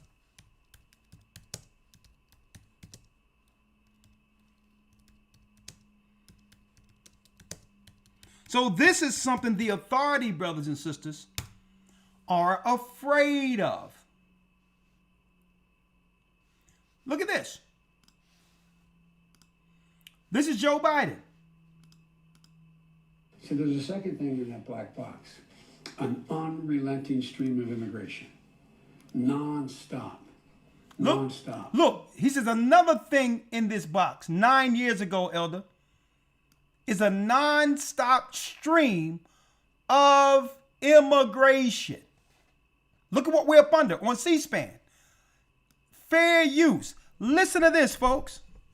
9 years ago. So there's a second thing in that black box. An unrelenting stream of immigration. Non-stop. Non-stop. Folks like me who were Caucasian of European descent, for the first time in 2017, we'll be in an absolute minority in the United States. We'll be in a minority where? States of America. In the United States of America. So, folks, we have to stop looking at it from the ground up, and we have to start examining this from the top, how they're seeing it. They are afraid that their numbers are dwindling, and they're going to use all of their power to do something about it. Unfortunate for us, our people are the target. So then you have to ask, what exactly did they roll out to make sure they can sustain their numbers and begin to get rid of us? What did they roll out? Absolute minority. Fewer than 50% of the people in America. I'm going to play it all the way. The second thing in that black box, an unrelenting stream of immigration. Non-stop. Non-stop. Folks like me who were Caucasian of European descent, for the first time in 2017, we'll be in an absolute minority in the United States of America. Absolute minority. Fewer than 50% of the people in America, from then and on, will be white European stock. That's not a bad thing. That's a source of our strength. Now, Elder Lawya, before I go there, let me show you this.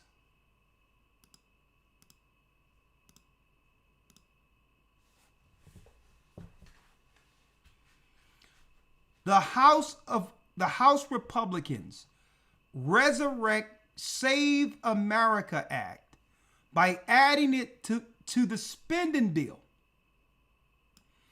Efforts in the latest attempt to pass bill that seeks to ban mail-in ballots and imposes voter identification requirements. What means what?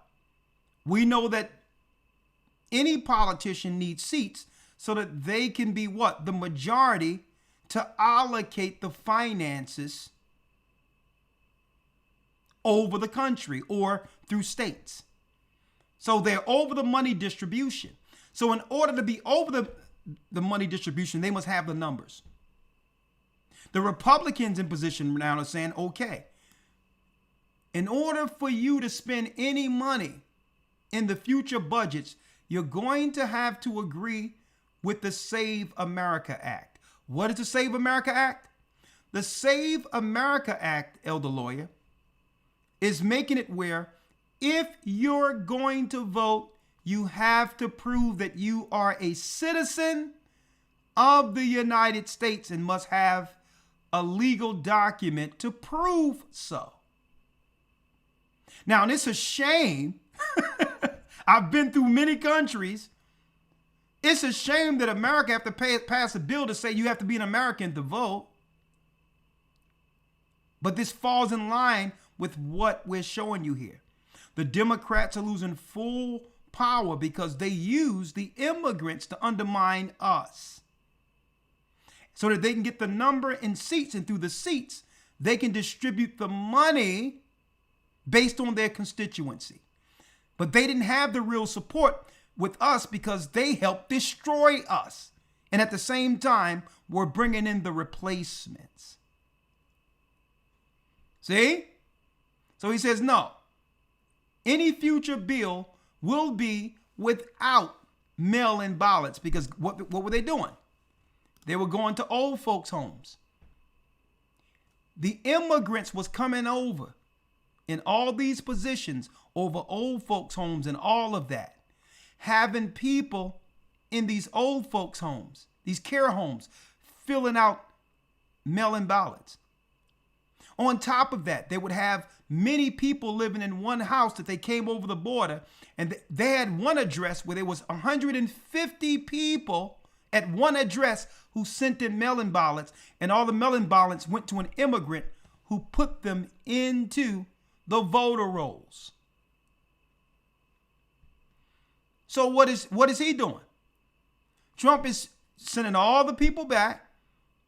He's stopping it for the future, but he's allowing all the Ukrainians and white, that's right, the white refugees, they'll fall right up under America like that Russian nationalist we just heard.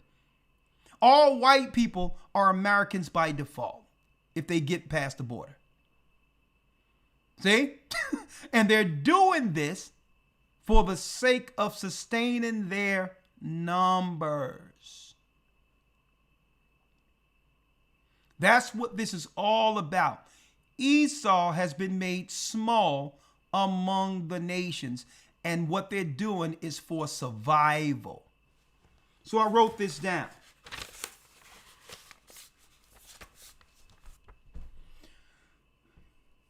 We must pick our battles wisely. And sometimes battles isn't fighting people. It's not engaging where Esau would like us to engage. So now, when it comes to our battles or navigating through this war, think about it, folks, and I need y'all to give me y'all insight. What are we willing to engage in, and what are we willing to what? Not deal with altogether if Esau is offering it. Right? And what is a nation of people, what would they be willing to do in the spirit of self-preservation? If you are a nation who think you're dying off, what would you be willing to do to survive? Okay? And I need y'all to think like this, because this is how they've been thinking. We are their case study. I showed people years ago. Look at this.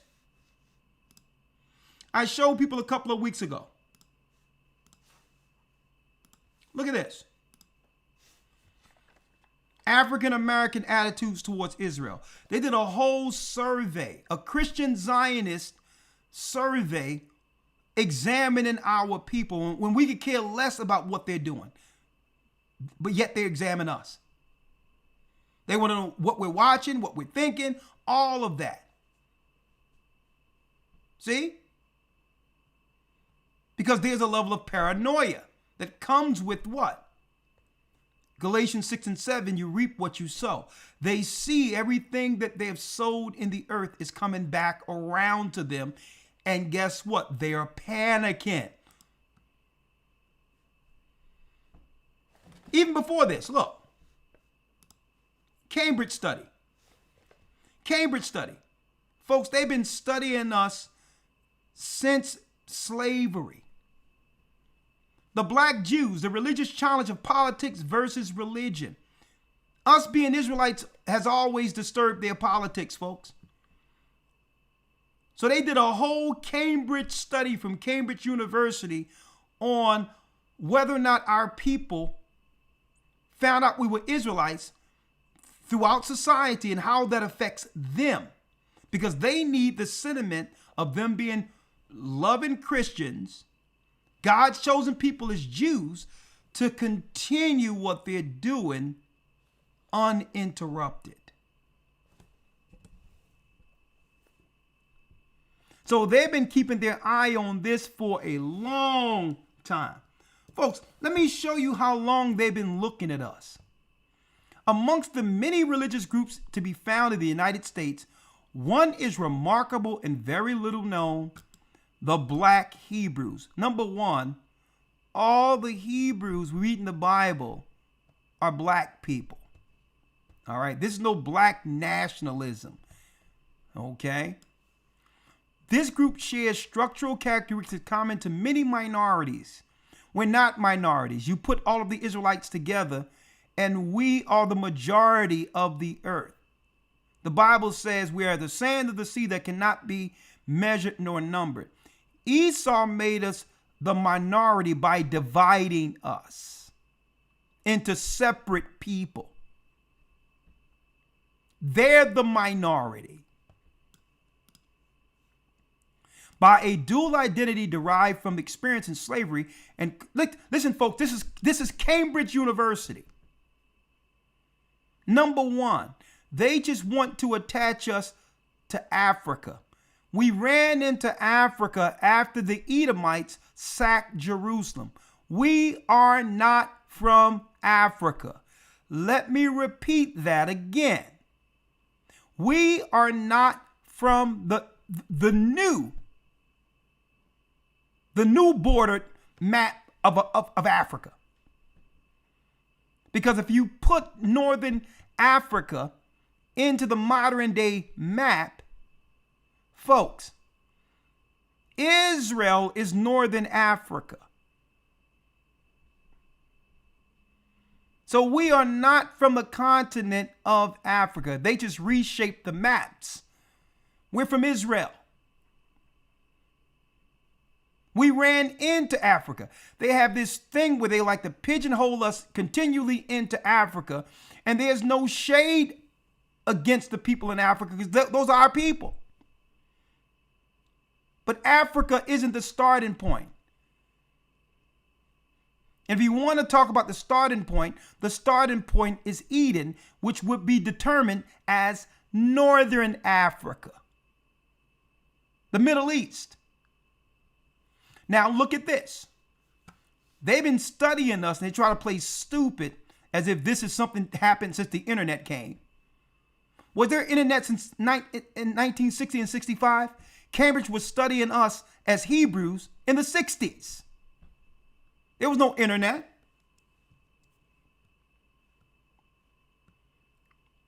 Look at this.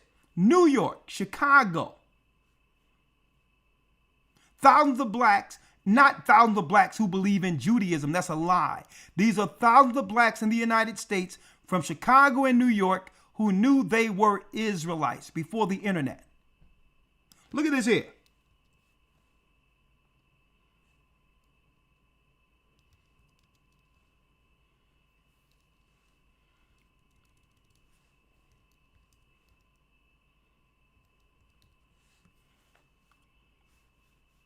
Look at this.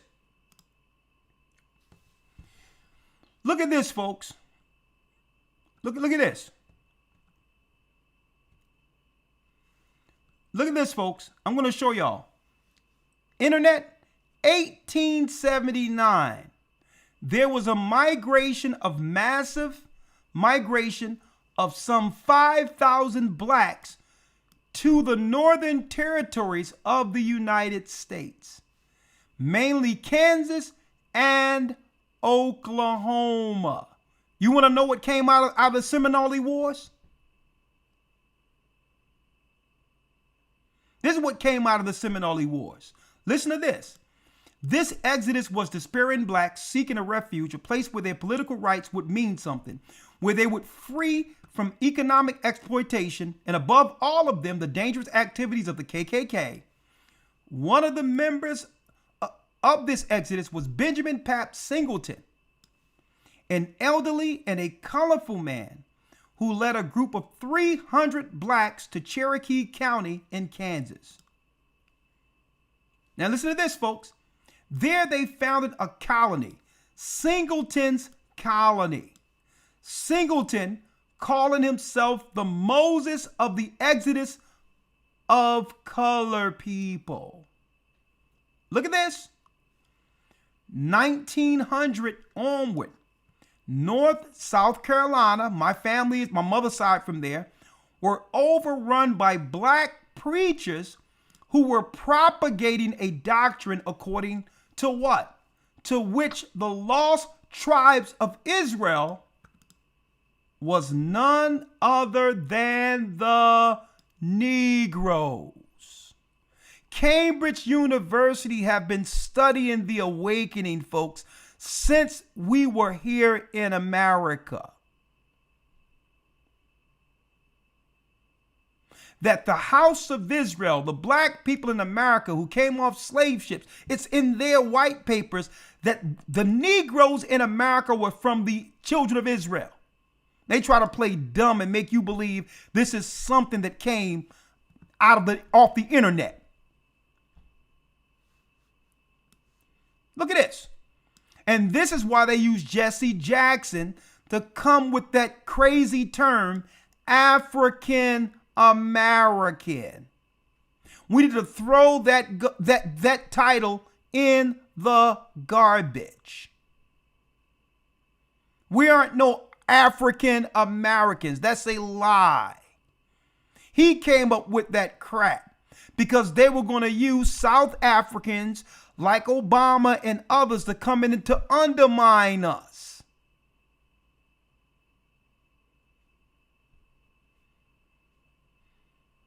Think about that, folks. We were better off under the name Negro.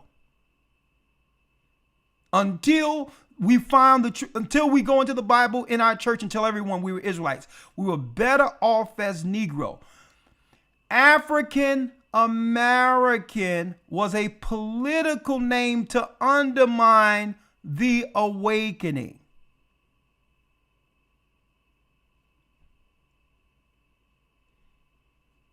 We need to throw that net. And along with Jesse Jackson, not only came that stupid name, African American, another thing came with that stupid name was the Rainbow Coalition.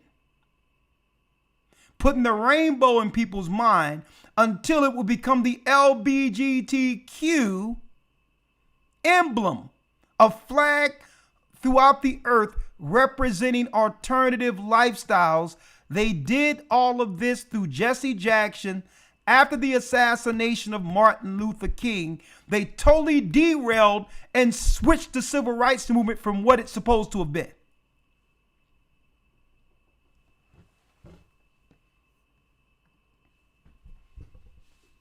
And look at this. Look at this. One more thing before we open it up.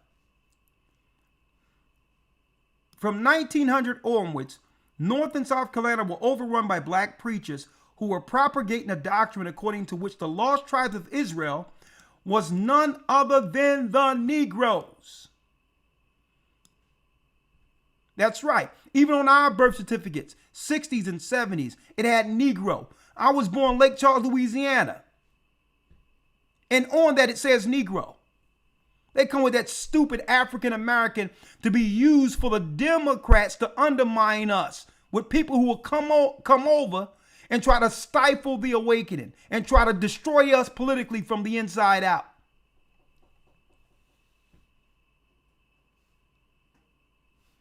Although this might at first seem an odd claim, it can be seen as reflecting the beliefs that some black slaves now, folks, had held during their captivity when they were interrogated on their origins. That means the people that came over in slaves, folks, the slave ships, our people knew that we were the children of Israel coming off the slave ships, folks. And they made that ridiculous movie Roots to totally derail or misdirect the narrative of the slave ships. And they interrogated on their origins of their destiny. A history example supports this hypothesis. A slave uprising took place in Richmond, Virginia at the beginning of the 19th century, which was led by a slave called Gabriel Prosser.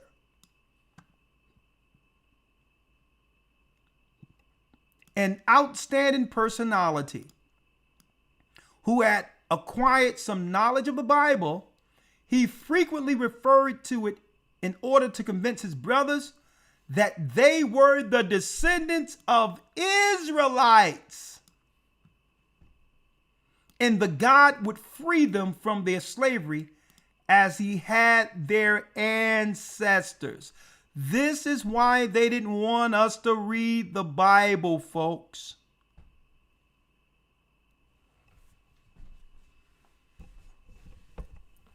Hit that like button. So, Elder Lawya, before opening it up, we're going to open it up right now. We had the white nationalists who came out and said the quiet part out loud. Esau is doing what he can for survival because their numbers are dwindling all over the earth. So now we have to look at protecting our children. What are they willing to do when our children are born that can make sure their numbers, Esau numbers, continue and our numbers stay stagnant? What are they willing to do? What plans they have under eugenics? And how do we steer our children who are born away from eugenics? Because when it comes to survival, folks, with Esau, guess what? Everything is on the table for self-preservation. And if we fall for any of their tactics, guess what? They're just going to look at us and say, that's your fault. You made the choice to depopulate. You made the choice. I didn't make you go down there and take your children to do nothing. We have to examine when they shut everything down and started pointing towards our community and saying that we should get the shots first. If this is what they're saying out loud, we have to examine everything because they are working in every area for the sake of self-preservation, comparing the number of their children they're having to ours. Now that's the conversation we should be having. All this stuff out there talking about what happens after they've already harmed someone isn't going to stop the people they're harming, folks, and destroying right up under our noses. We're dying by the thousands every day. And there's no marching going on because we are in full participation with it. So people can look at one instance politically and try to use it because it's the midterm when it comes to black and or white relations. And guess what? That's just the surface. Should we be marching about one person and nobody should die when where's the march for the thousands of children that are getting aborted? Where's the march to make that illegal? They want to kill our babies and have abortion trucks at the DNC at the same time Kamala and everybody is bringing in the immigrants from India and others who have 15, 20 people in their family and want them to have children in the United States to replace us. So they're not telling these people who are coming over from India and all that to abort their children. The DNC want us to abort ours and bring in people who are family oriented, who they know will keep their children.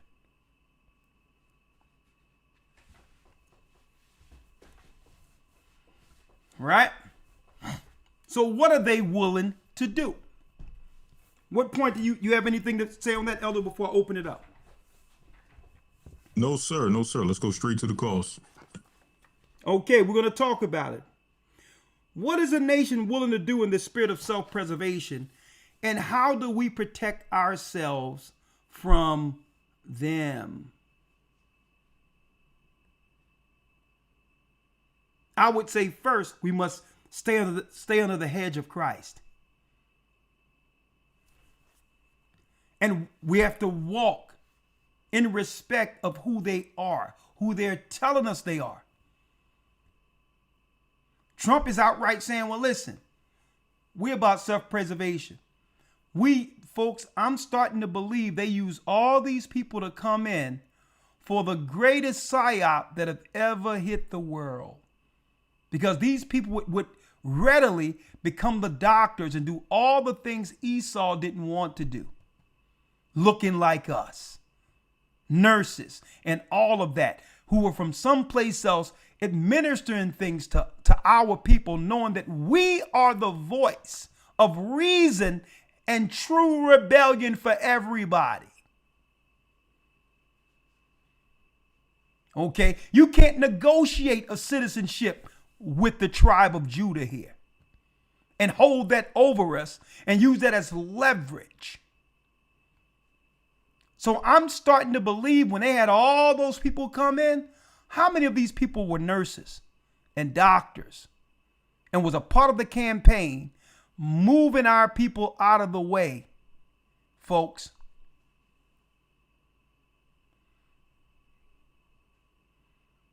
Through a psyop. And once they were utilized for that, they bring in Trump, and Trump saying, okay, they done already harmed themselves and their own people. Now let's get them out of here. We used them for what we wanted them for.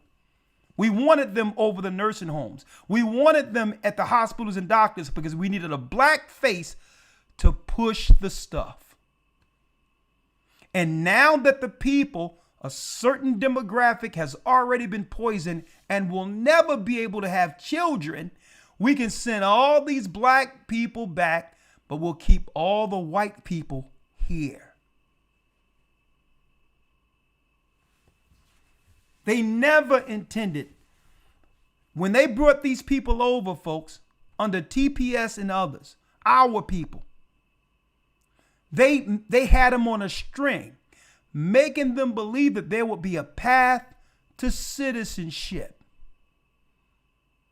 when they were only being used as proxy against Judah, because Judah was fighting for everyone. Judah was fighting for everybody here in America.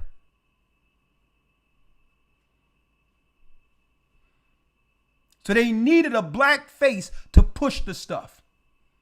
And what a lot of people thought was that the white man, who's only seeking to survive, would actually take others in from other countries over Judah here. They were tricking people into that when that wasn't their plan. Their plan was to use Israelites to destroy Israelites. That was their plan. And no soon as that campaign was over, they put Trump in office, and now Trump is doing the cleanup. We don't need him now. Kick them back to where they come from. That's right. They have injured Judah.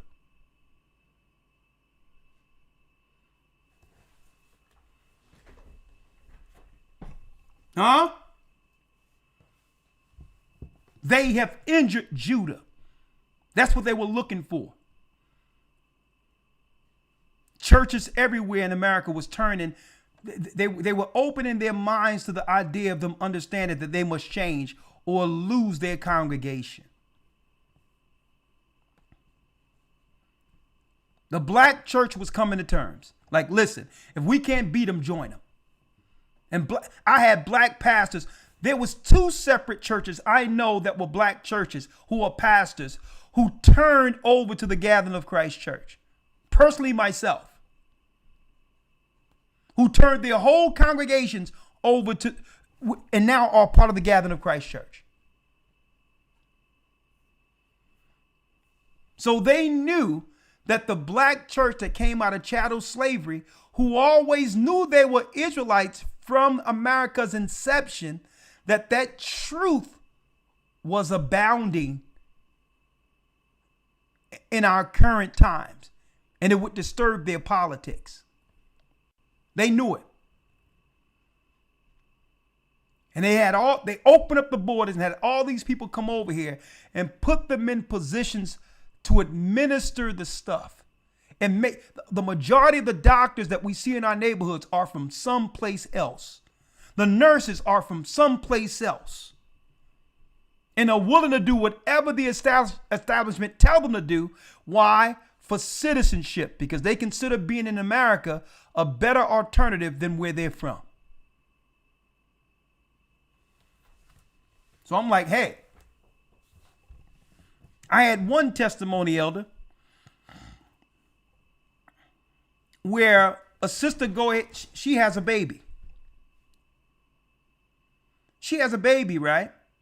And there's an East Indian woman. The girl, and I'm not going to put her name out there, but she calls me and say, well, hold up. The East Indian woman saying, okay, your son should have this, and this as far as the vaccines. And she said, and she said, well, listen, I'm religious, under my religious exemption. We don't do that right now. What we do is we examine the stuff first and then decide later. Okay? We don't just make choices right off. We examine what we put in our bodies. So she said, listen, we're not saying no. We're not saying no about the vaccines, but it's not going to happen today. My son is healthy right now.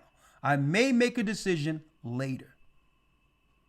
This East Indian woman, full accent, wasn't born here. She was enraged. She was enraged to a degree. She kept on pressing. Then they sent in another sister who was from the Caribbean, a Benjamite sister.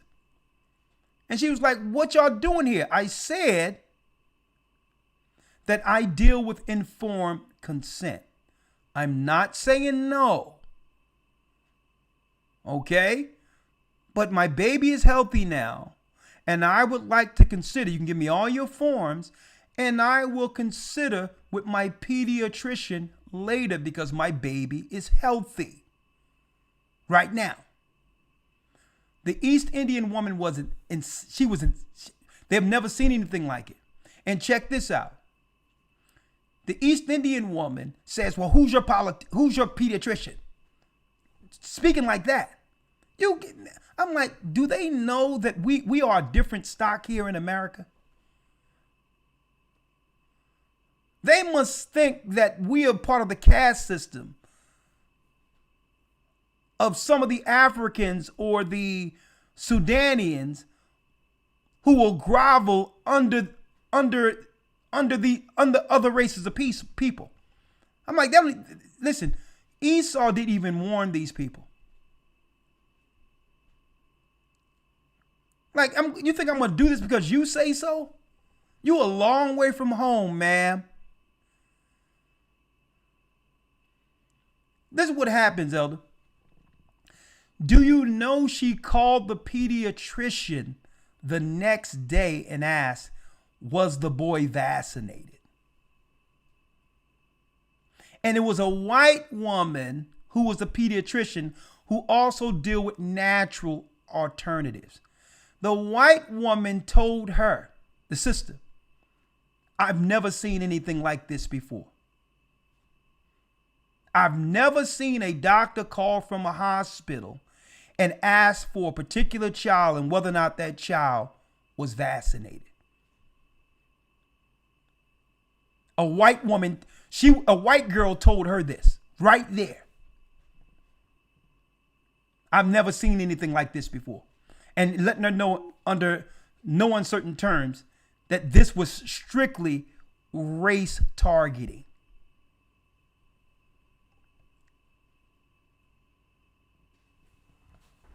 You should hear some of the stuff our children have to suffer and what we have to suffer under the hands of these people that they're letting over here.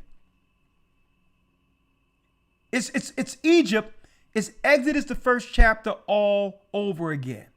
Let us deal wisely with them, lest they rise up against our enemies. And they started killing the boys. Well, right now they don't have to kill the boys if they can scramble their brains. If they can scramble their brains and give your child back to you broken.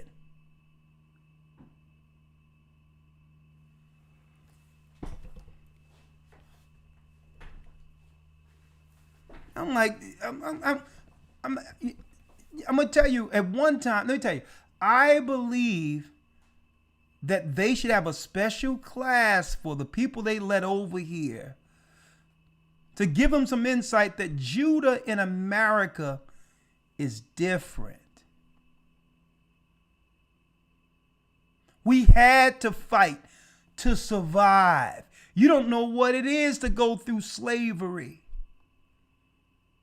and be a minority and fight against injustice to the point where the whole world is seeking reciprocity and respect. That comes with a certain makeup. See, and this is why Esau deal wisely and strategic through buffers against us. Because they know the only way to take out Judah is through deception. You do not want to rival Judah head up. They need a special class for these people they're bringing here. These people don't know it ain't going to turn out like they think it's going to turn out. Out of nowhere, Judah said they're not going to Asian stores anymore. And now the Asians don't know what to do. And folks, there was no meeting. There was no conversation. Okay? It just happened. And then Judah, I'm going to tell you how Judah worked. It's good. I'm not saying it's a good thing. Sometimes Judah be waiting for a moment. Judah, I dare you to bring me into this moment. I've been waiting for this moment. That's Judah. I'm not saying it's good, but I believe some of these people need to get prepped. Because Judah will take a bad day out on you. Right? Straight up. I don't suggest it, but I'm telling you what I know about my people, especially if they're having a bad day. You don't want to be the one, right, to poke the bear. They need to be briefed before they come and begin to interact with Judah. We're different. That's what slavery does. That's what looking up and people got hoods and the KKK and burning crosses in front of you. Hanging your people. It creates a different person that your society never prepared you for. And that's why when I was over the UK and I'm sitting there teaching on the street, and you got these minions, these Arabs running around with bandanas on their face and all this. I'm like, this is what y'all let go down around here? I'm like, this is what y'all let Arabs know not to operate like that around us. What you do is you get you a microphone, you go to a communication class, and get hired by an industry to talk on the radio. That's what you do. Get yourself a corner store. You don't interact with Judah like that. And the Arabs know it.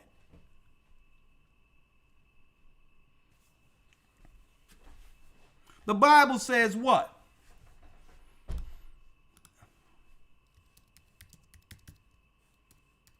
I'm going to tell you, they need to have a straight class on Judah in America before coming over here. They won't get these people, twisted like a Philadelphia presser. I'm going to tell you right now.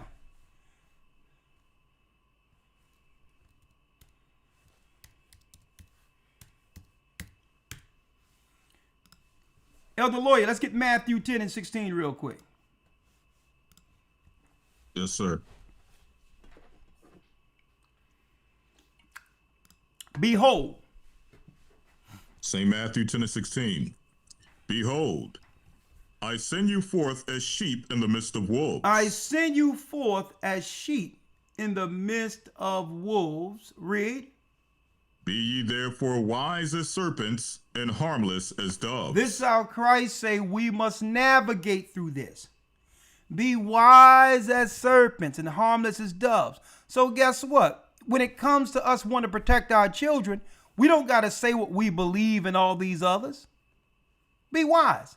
But like, listen, I'm not saying no, but guess what? I'm good right now, and it's called informed consent. That's being wise. When they hear informed consent, they know you're just not no stupid Negro operating without knowledge. Okay, you can't force me to do anything when it comes to any medical procedure. I need to research something before I give it to my child,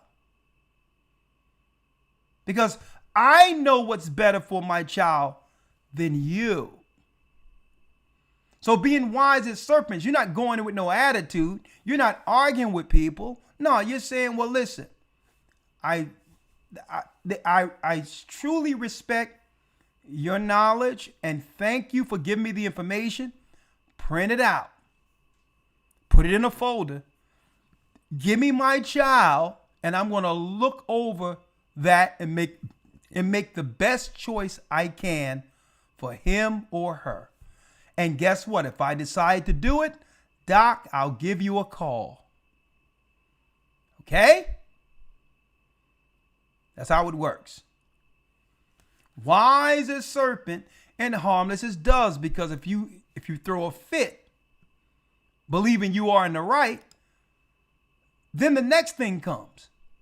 Read the 17th verse. But beware of men, for they will deliver you up to the councils. They will call the cops. Read. And they will scourge you in their synagogues. And they will scourge you in their synagogues. And guess what? It's talking about the judges. They'll bring you before a judge. Read. Verse 18. And ye shall be brought before governors and kings for my sake, for a testimony against them and the Gentiles. So eventually we'll be brought, the other nations are going to want to hear what we have to say. You think they're not listening to what we're saying right now? They're trying to figure out, how do these guys know what we're going to do before we do it? The governors, you think the government and stuff ain't looking at what we're saying? But I'm going to tell you this. They say, how do these guys know? Our God is speaking to us. He's the same God that's behind the awakening. You are doing everything to undermine and destroy. So he must keep us steps ahead of Esau. Prophetically, because Esau, let me tell you folks, Esau have built a world with traps. And that's what you do when you are the minority. When you don't have the numbers, you use other tactics to even the playing field. Be wise as serpents, harmless as doves, folks. And another thing, you get in front of the destruction before it happens. And then you won't have to march after something happens.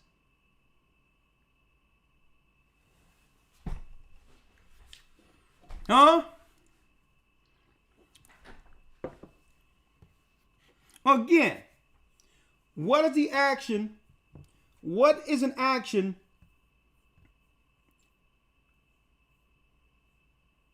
What are they willing to do in the spirit of self-preservation? And how do we protect ourselves from their tactics is the question. Anyone can chime in? Let's see.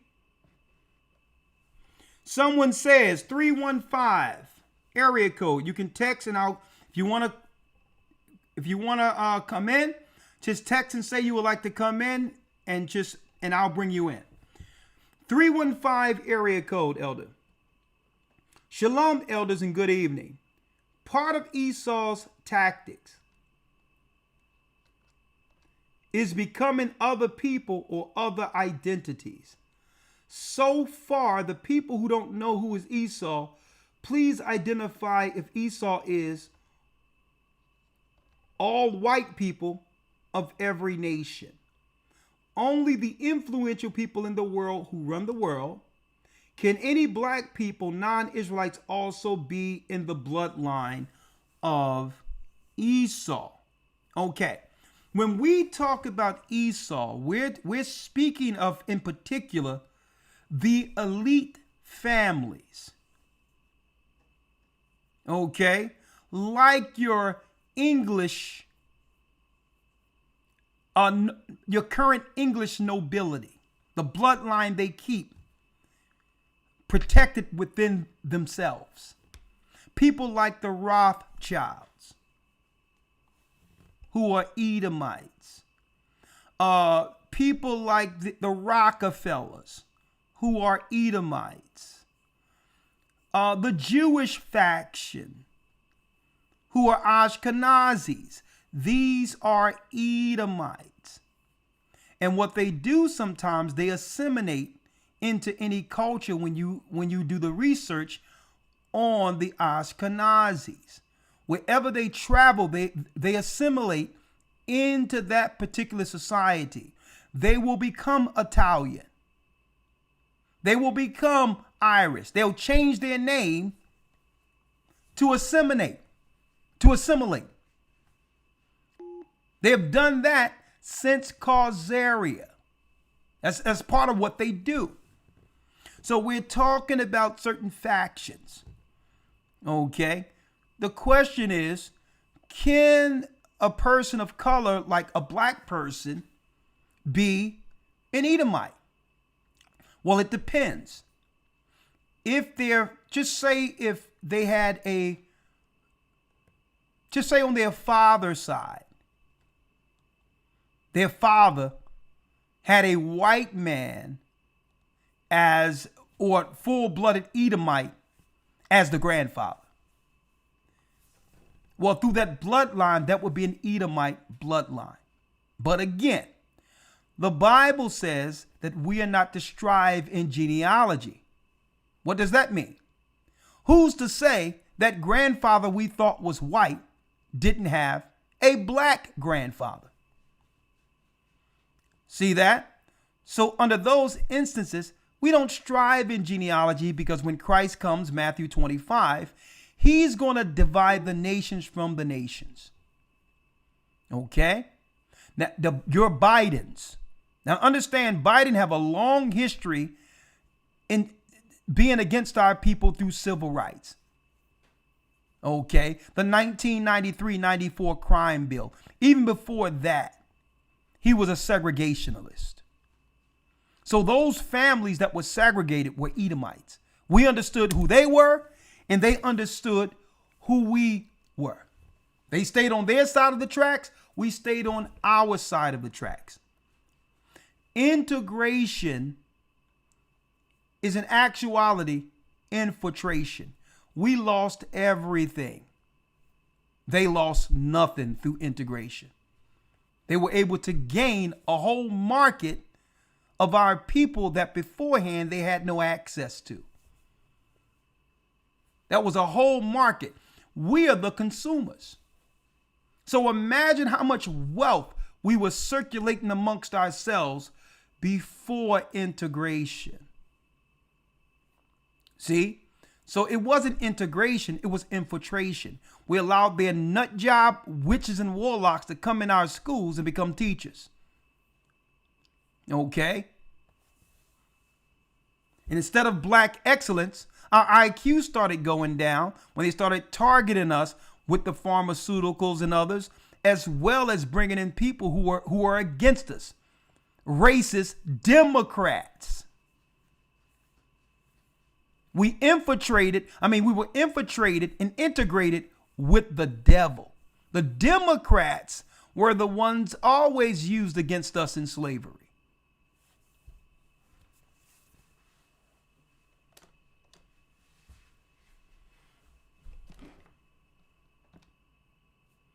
And I'm not saying the Republicans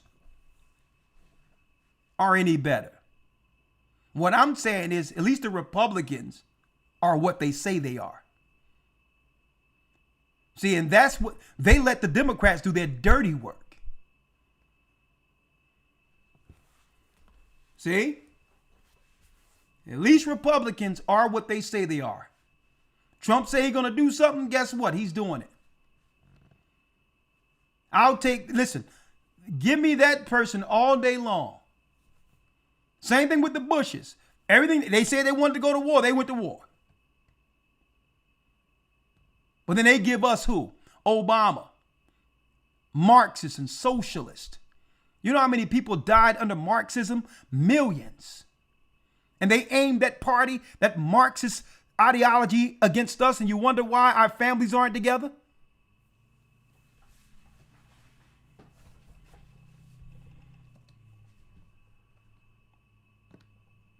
Y'all better look up Stalin.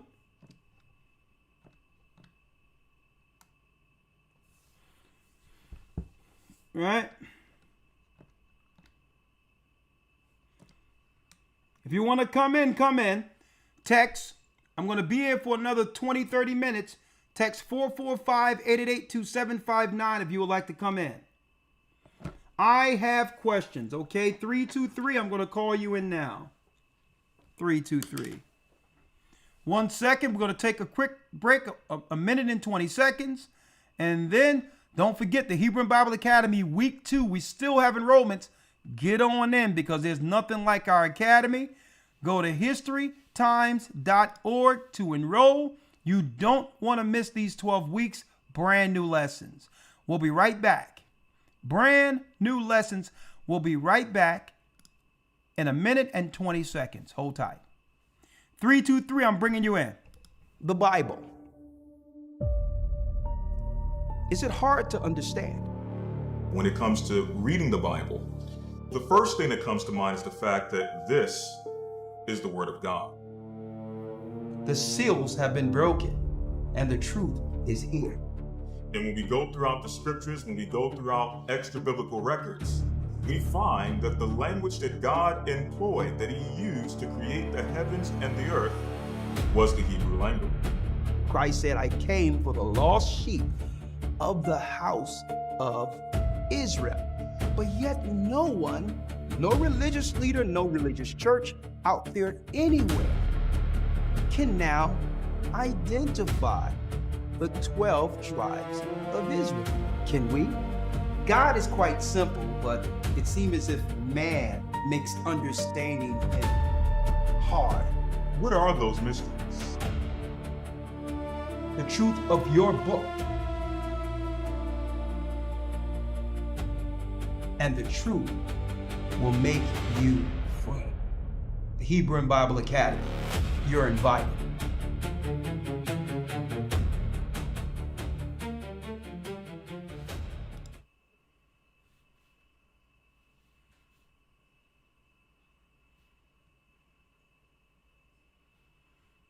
Okay, go to historytimes.org to enroll. Let's see, 323 area code. Let me call you in. 323, I'm calling you in now. I'm calling you in now, 323. All right.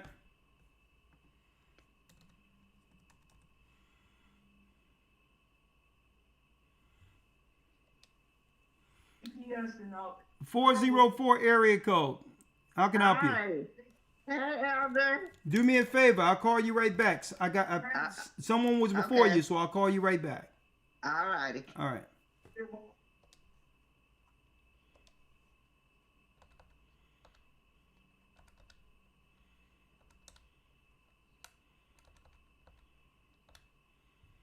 Three, two, three, 5, 1. 1 second. 5, 1, 4, 8, 9, 5, 6. All right, I'm calling you in now. 323 area code.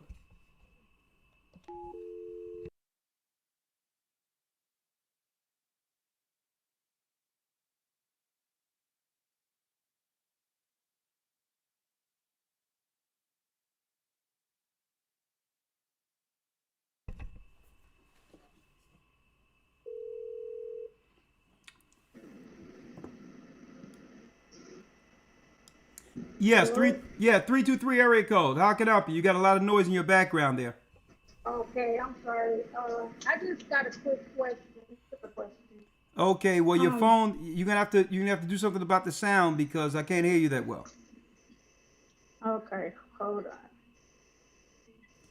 on. Okay, is this better? Yeah, this is better. Blessings. How are you?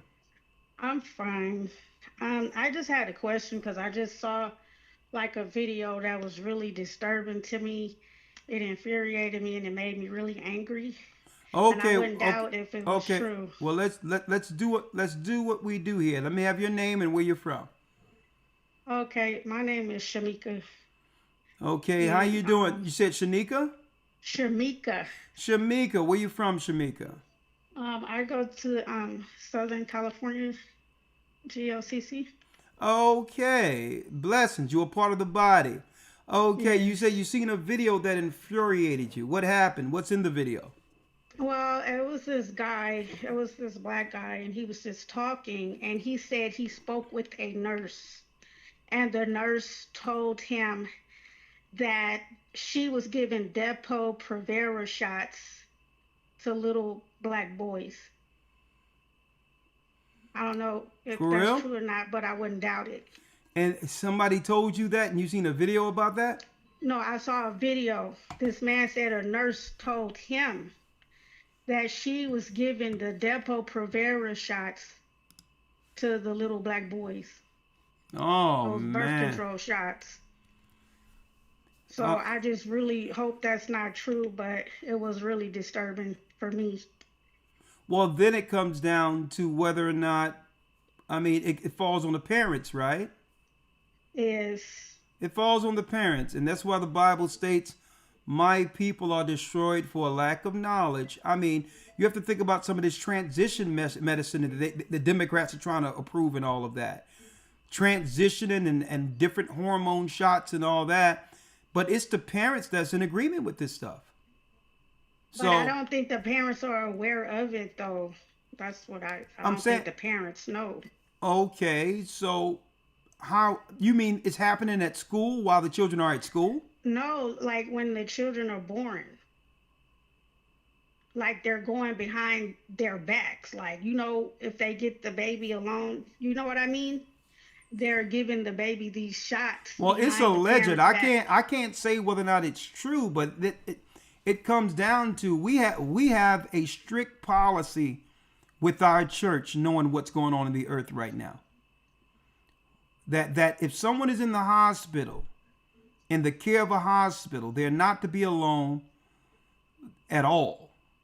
Right. Even if we have to assist the person in shifts. We have people who come together who's not working and they'll do shifts to make sure that person leave that hospital unassailed. The other thing we got is when our babies are born, they're not to leave the mother at any time for any reason. Now, sometimes what happens after a woman have birth, They're under some type of medication that makes them very, very dizzy and nauseated, tired. Right. And see, when that comes into play, the father must be there in shifts to make sure that the baby is protected at all times, because they'll have the woman sign something knowing that her mind isn't right under all these drugs. Right? So then listen, you have to be on your pins and needles and your P's and Q's until you leave the hospital unassailed. All right? And it takes an effort. It takes a community for that. Now, unfortunate for our people, there's not much community left. And we trust these people that, you know, that's in care for our children, not knowing these people's true intentions. And again, some of these people may not be, they're not like this demon you were talking about, but some of these people go to the hospital, go to school, and they believe what they're doing is helping. Yeah. That's what they're taught. So it's not, primarily their fault. It comes down to us being well informed and making a decision for our own people, regardless of what these people have been taught. Okay, you're doing your job, but guess what? These are my people. This is my child. Okay? So regardless of your job, you'll be here tomorrow doing this to somebody else. All right? So I got nothing to do with that.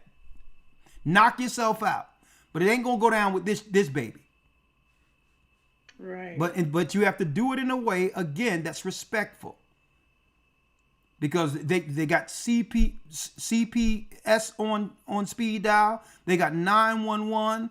They got all of these particular, organizations that are there to assault you. Yeah. All right. So I'm going to tell you, and I'm going to tell you, some of these nurses, Lord have mercy, that's a whole nother conversation on some of the people they're hiring. But thank you.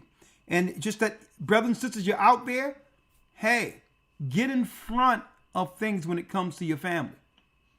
Okay? Don't allow the system to dictate what happens to your family, because at the end, your child jacked up, they'll give you your child and they'll forget your child ever existed. Right? So, thank you. All right. Shalom. Shalom. It's alleged, but who knows? 445-888-2759. If you're going to come in now if you have something to say on this. But again, for those who don't know, old Donald Trump isn't playing. He isn't playing. He said, I got something for y'all Democrats. The House Republicans resurrect Save America Act by adding it to the spending bill. So if y'all don't sign the bill, you get no money for your state. And check out, this is how you know these Democrats are underhanded. They are fighting for people to vote who don't have any documentation, any citizenship. You can't be a citizen of America and affect the politics in Canada or another country. That's crazy. But a Canadian can come here without ID and vote. Insane. Then they try, and guess what? It's an insult to us when they try to claim that this is Jim Crow, that this is this taking us back to Jim. What are you talking about? Black people in America have identification. How do you think people get loans? How do you think people drive cars? Try to make it seem like it's our problem. And say the helpless black people don't have identification. What world do they think we're living in? I'm gonna tell you, these demonuts be insulting our intelligence. Just tell the truth. That you need people who are not citizens to vote so that you'll have a voting block. And guess what? if you wouldn't have worked to destroy our people and destroy our children through abortion, you wouldn't need undocumented people to vote. See that? So they destroy us, and now they don't have enough numbers under the Democrats to keep them in office.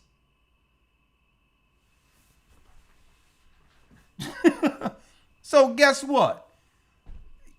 Listen, this is the right thing to do. If you don't have identification, you're not supposed to be voting. They're bringing these people in boatloads from these different countries, Asia and all of that. And these are the people allegedly who are filling out mail-in ballots to undermine the electoral process, which is destroying our people in the community, folks. And when they're in office, they allocate the money to all these other people to spite Judah here in America.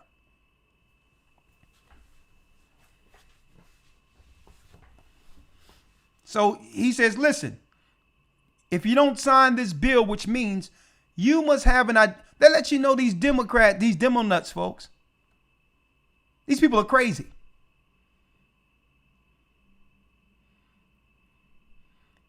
Let me tell you, these mail-in ballots and all this stuff. Who do you think was moving these mail-in ballots around? It was the people they let over the borders. This was a corporate plan to make sure that people from other countries would work in certain industries within the United States because what? The parent country was from overseas. So they sent in their own employees to work for less money. And then have them what? Affect the electoral process when none of these people have anything to do with this country. House Republicans resurrect Save America Act by adding it to the spending bill. Now, guess what? The Democrats isn't going to take this sitting down. So they're going to try to stoke civil unrest. You best believe they're going to, all types of false flags and all of that is going to come up because when people lose power, they get desperate. So get ready for some more false flags and all of that to destabilize America. Okay. They sit there, folks, and lie in our face talking about black people don't have any ID to vote. What do you? How much we get pulled over? We better have ID.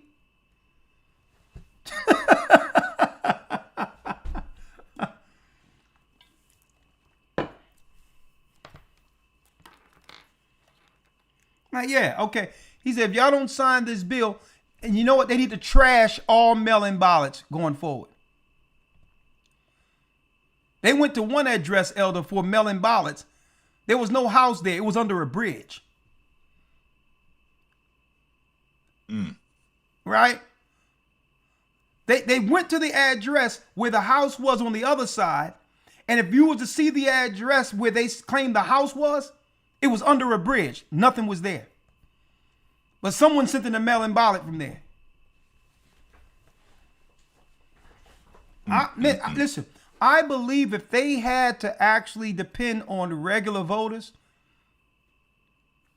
that these people would never get voted in.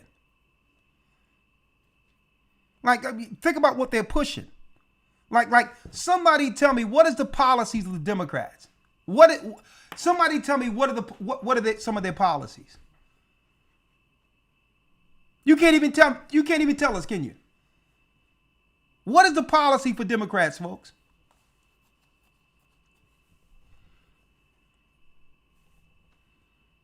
Trans rights? LGBTQ? Transitioning children? Can someone tell us what are the policies for the Democrats' constituencies? Anybody?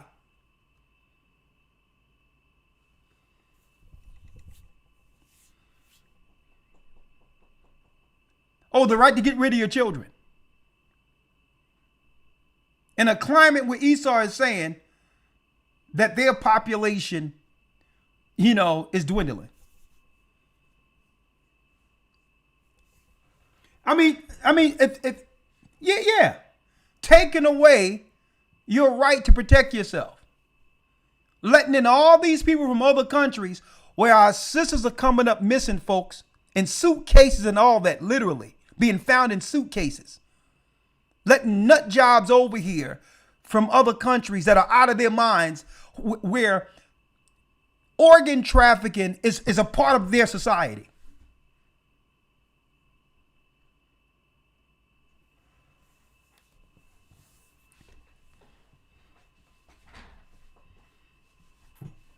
Someone says education and labor promotes increasing the federal minimum wage, strengthening labor unions, and expanding access to affordable higher education and early childhood programs. Oh, that all sounds good, but if you bring in cheap labor from other countries, that does what? That drives down the wages. At one point, we had labor as leverage here in America because we were the laborers. You don't do what's right by us, then the whole America shuts down. They had to pay us fair wages. But not now. If you bring people from over country who's used to getting 32 cents a day or whatever the case, or 32 cents an hour, $20 a week where they live was their money, they can come over here and drive down the wages. So now people sitting around with all these degrees and no jobs. Why? Because it is driven down the labor market. Corporations deal with profit. There's no profit if you have to pay these what? This is what they think, these entitled Americans. Okay, we want our dental care. We worked for it. Our people served slavery. We want our dental care. We want our insurances. We want our disability. We want all the things our tax money pays for. And the corporations are looking at that and saying, well, hold up. I can get someone to come over here and do the same job and don't have to give them anything. I don't have to even give them security. If they get out of pocket, I can send them back home and there'll be 300 to 400 people in line to take their place.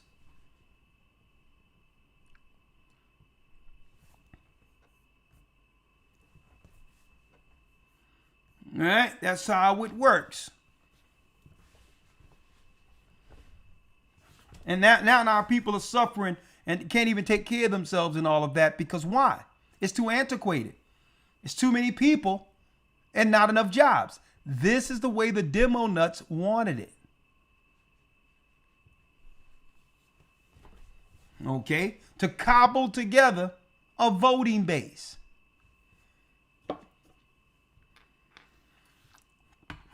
Who else we have here?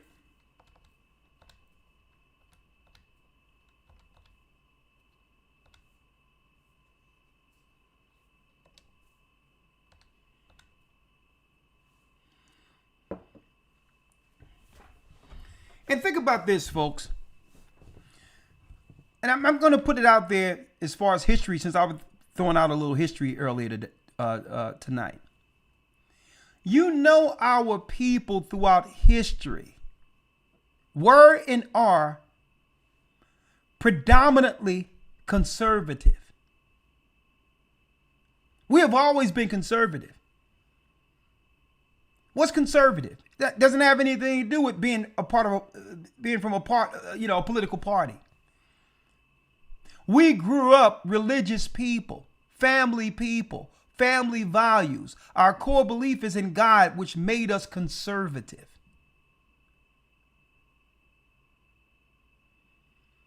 We were never Democrats. Democrats were always known throughout history as the progressives.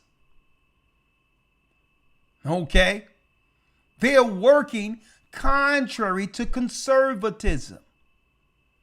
We didn't vote Democrat because we believed in Democrat values. Democrat is the KKK. Democrats were the people who fought to keep slavery intact. We didn't vote Democrat because we believed in the Democrat ideology. We vote Democrat because there was a president who was willing to sign the Civil Rights Act that was Democrat. It's not that we ever believed in Democrat demoralization. They were always the watchdogs for our people. They were always the taskmasters and destroyers of values.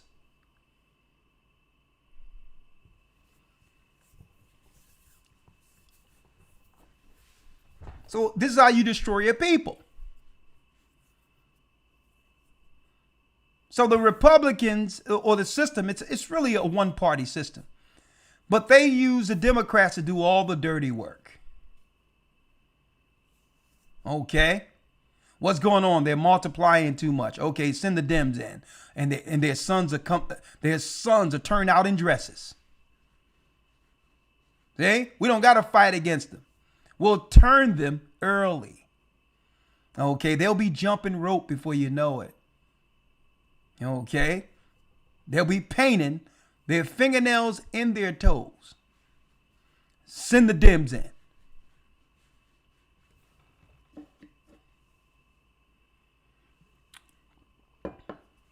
All right. Anytime they want to disturb our people, they send the Dems in. Okay. That's the plan.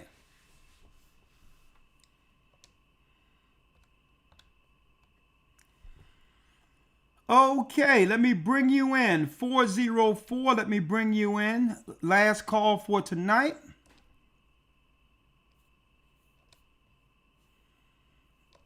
.404, you called earlier. Let me bring you in.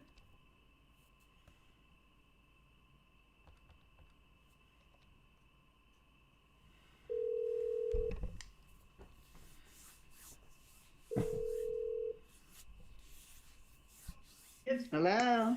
Hey, how you doing? This is Valerie. Hey, Elder. Blessings. You're the last call for tonight. Talk to us. This is Sister Martial in Atlanta, Georgia. I'm so glad that you called me. Thank you, and Elder Lawyer. You guys, I want you to know everything you're saying is fantastic. I want people to be aware and warned that now that more and more people are learning that we are the true Israelites, they are going to try to kill us. They're using the vaccines. I'm in my 70s now. All day and all night, I'm getting calls. They're trying to get me to take the doctors. They're trying to get me to take all kinds of strange medications that cause side effects, which, of course, I know, having studied with you guys. I've been with you guys since 2018. But I started keeping the Sabbath and the holy days. And this is my 47th year keeping the holy days. Praise but the I Most started High. with Herbert W. Armstrong back in the 80s, who taught that we were spiritual Israelites, and that's why we needed to keep the holy days. But it wasn't until I came into GOCC in 2018 that I learned the truth, that there's no such thing as a spiritual Israelite. We, those people that got off those slave ships, that came in through Africa, we are not Africans like you say. We came in through Africa.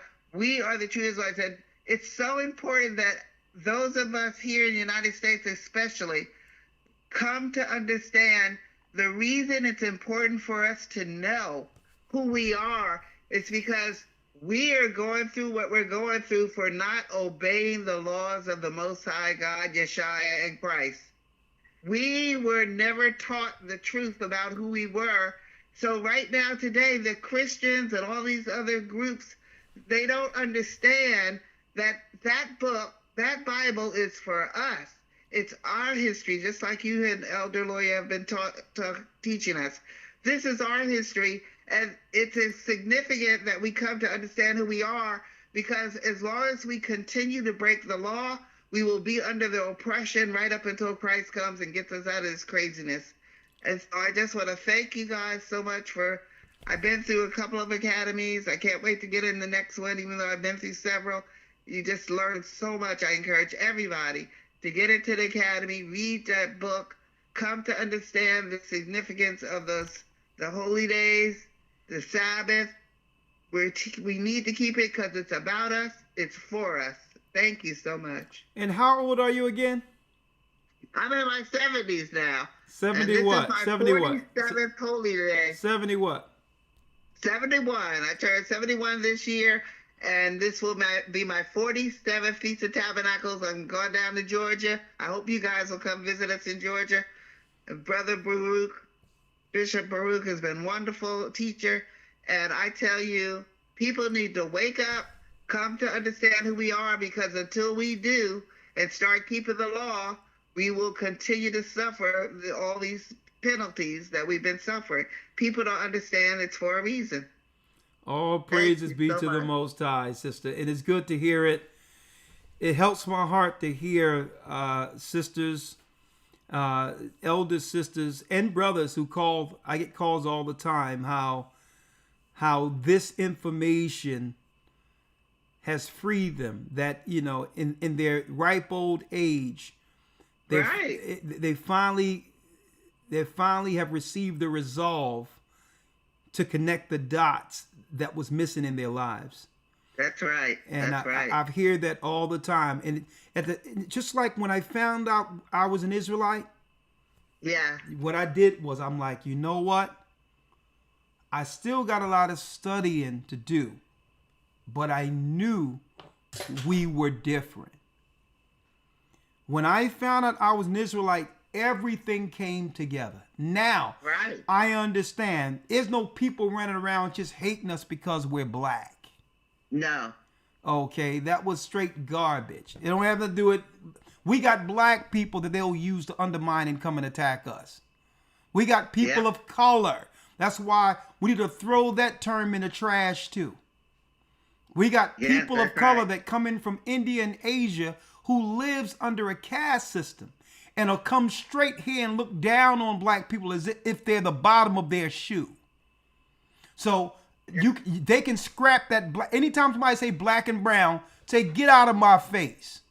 You are a usurper. Warfare. You are an enemy. Black and brown is really, folks, when they say black or brown, that's a code word for usurper. For usurper. Right. You tell it. Tell it. It's a code word for usurper. Take that black and brown. Warfare. Take that black and brown and shove it where the sun don't shine. That's right. We're the children of Israel. I need to know what nation you're from, and you need to tell me what God you serve. That's right. That's what we want to know. And that lets me know, then that's the beginning of the conversation, and I'm still not going to trust you. Let me go there first. I don't know you. You're going to have to work your way into me trusting you. But at the gate, I need to know what are you in my face for? Where you're from, and what God you serve. Okay, I'm because telling you, we're in a spiritual warfare here, and more people find out the truth, the more dangerous it's going to be for us, because they're going to try to kill us. Yeah, they're going to kill us. Another thing. You have to realize, and I'm going over that I'm dealing with that this Friday. Okay. One thing, I'm talking about Jewish rabbis, Orthodox Jewish rabbis, Jews who are in the know.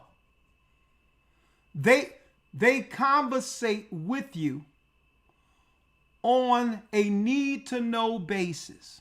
Right. Which means they don't tell you anything unless they'll conversate on the level you are. And they'll never tell you who you are unless you know already. But once you tell them you know who you are, they'll tell you. We've been new. Yeah, but Edomites are something else, boy. Yeah. They're tricky. They deal with you on a need-to-know basis. I'm going to go over some of their Talmud tenets this coming Sunday. But they'll tell you, but they'll deal with you on the level they can conversate with you on. If That's you right. don't know, it's against their law to tell you. That's right. It's against their law. If you don't know already, they can't tell you. Right. Why would they? Because they know what it's going to lead to. They know what's going to happen once we all wake up and understand who we are and what we're supposed to be doing. Yes. And how we're supposed to be living. But They're scared to death. but they'll talk to you if you know, then only privately, not in front of people, because they must code switch if the public is listening. That's true. That's also in the Talmud. In the public, they have to have what? There's a script they use in the public at all times, and they'll never break rank from that script. True. But if they talk to you privately and they know they're not being listened to, they'll conversate with you and say, guess what? We've always known that. I'm telling you. And guess what? Part of their deception. And they're not going to give you no advice on what to do with the information for your people. Why would they? The only thing they'll do is agree with history that can't be disputed anyway. But they'll never give you advice on what to do with it for your people. Never. They want to keep us in the dark, the way they always had us in the dark. All this, but we're waking up now. Listen, in actuality, sister, it's not their responsibility. No. As far as they're concerned, their responsibility is for their people. That's right. That's just the way it is. Yeah. Like any other race of people. We got next out there. We're next. We're waking up and we got next. Sister, guess what? We right now. That's right. We're right now. I'm talking about next. Next is happening. Thank you, sister. That's right. Thank you so much, Elder. Thank you, sister. A very, very, very blessed phone call. I'm glad I called you back. Thank you for calling me back, and have a blessed rest of the week. Shalom. Shalom.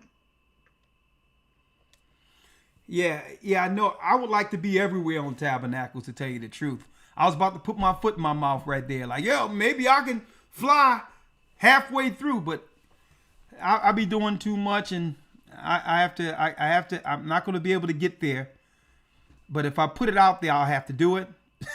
So, as soon as she said, you need to come through, I was about to say, yeah, I'll be there. But I can't do that no more. I spread myself too thin.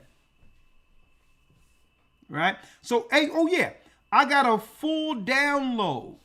Right? This is nice. Right? This is going to be sweet what I got going on. This coming Friday. This is going to be sweet. Right? I got a whole thing on the Talmud. I think I downloaded it. I got a whole thing on the Talmud this coming Sunday. And folks, this particular document I have, it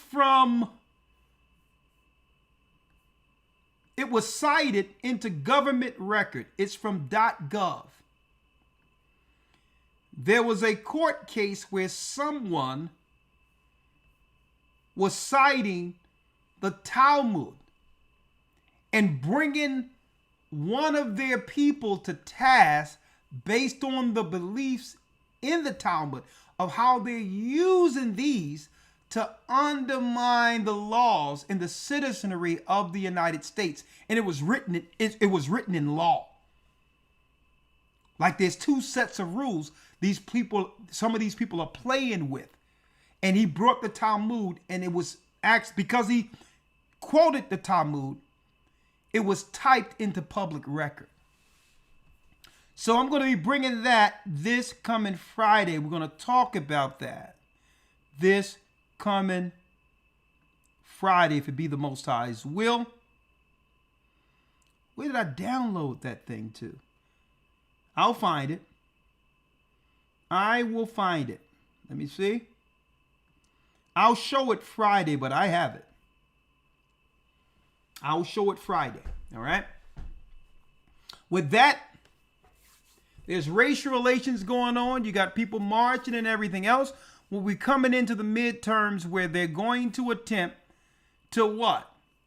They're going to attempt to get people emotionally involved into the political process based on racial tension.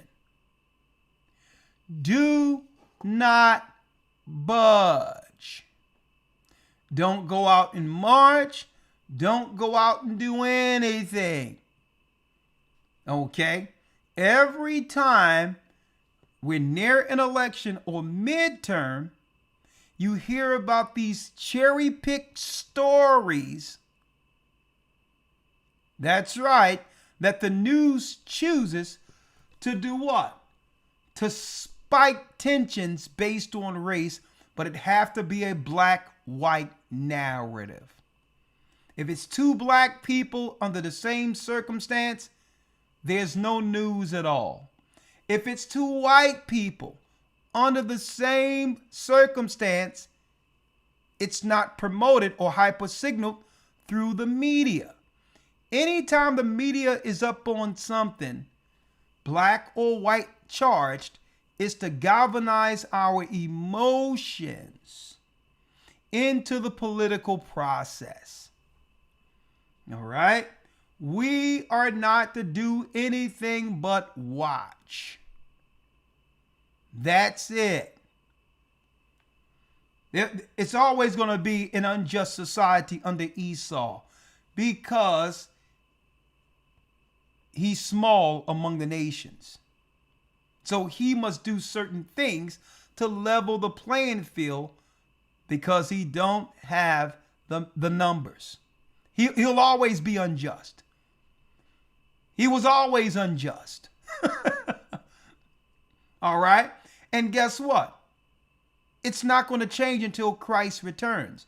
But if you go out there and engage Esau and get sucked into their political mess in public, you will get swallowed up. Okay? Again, we don't have to march under any scenario when we can fix what's need to be done before a march is necessary. Hence the reason this particular broadcast brought forth what we needed to talk about tonight when it comes to racial tensions. Save yourself. Come back to the Almighty and do not what? Do not get sucked in politically because either side will chew you up and spit you out. Stay in Christ's hands and keep him as your hedge. And don't go out there. We could have grabbed men from all over the churches. We got thousands upon thousands of men. We could be marching, but it ain't no time for that. Christ is leading his army. And when he returns, that will be the march of all marches. Okay? Thank you, Elder Lawya, for your time. Yes, sir. Thank you. We'll see you in the academy this Sunday. Go to historytimes.org as we expose the harlot of Babylon. With that, may the Most High be with us. Stay prayed up, sin not. We will soon see Israel. And yes, we are the children of Israel and we are back. And yeah, I'm going to play this real quick before we go out. Someday. They refuse to let us go. They refuse to let us go. Children of God, so much pain. Children of God. We've searched high, we searched low. I pray you'll send your rain. He gonna rain fire. Lion of Judah, will you stand? Judah, stand up, stand up. And be a part of God's plan. They will have to let us go. You have to let us go. our God will plague this land. It's coming. They will have to let us go. I pray Someday. someday, Someday.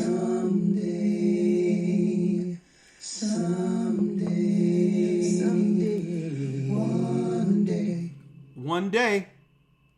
The Arabs and Africans told us At gunpoint. to gather our wives and children and sold us.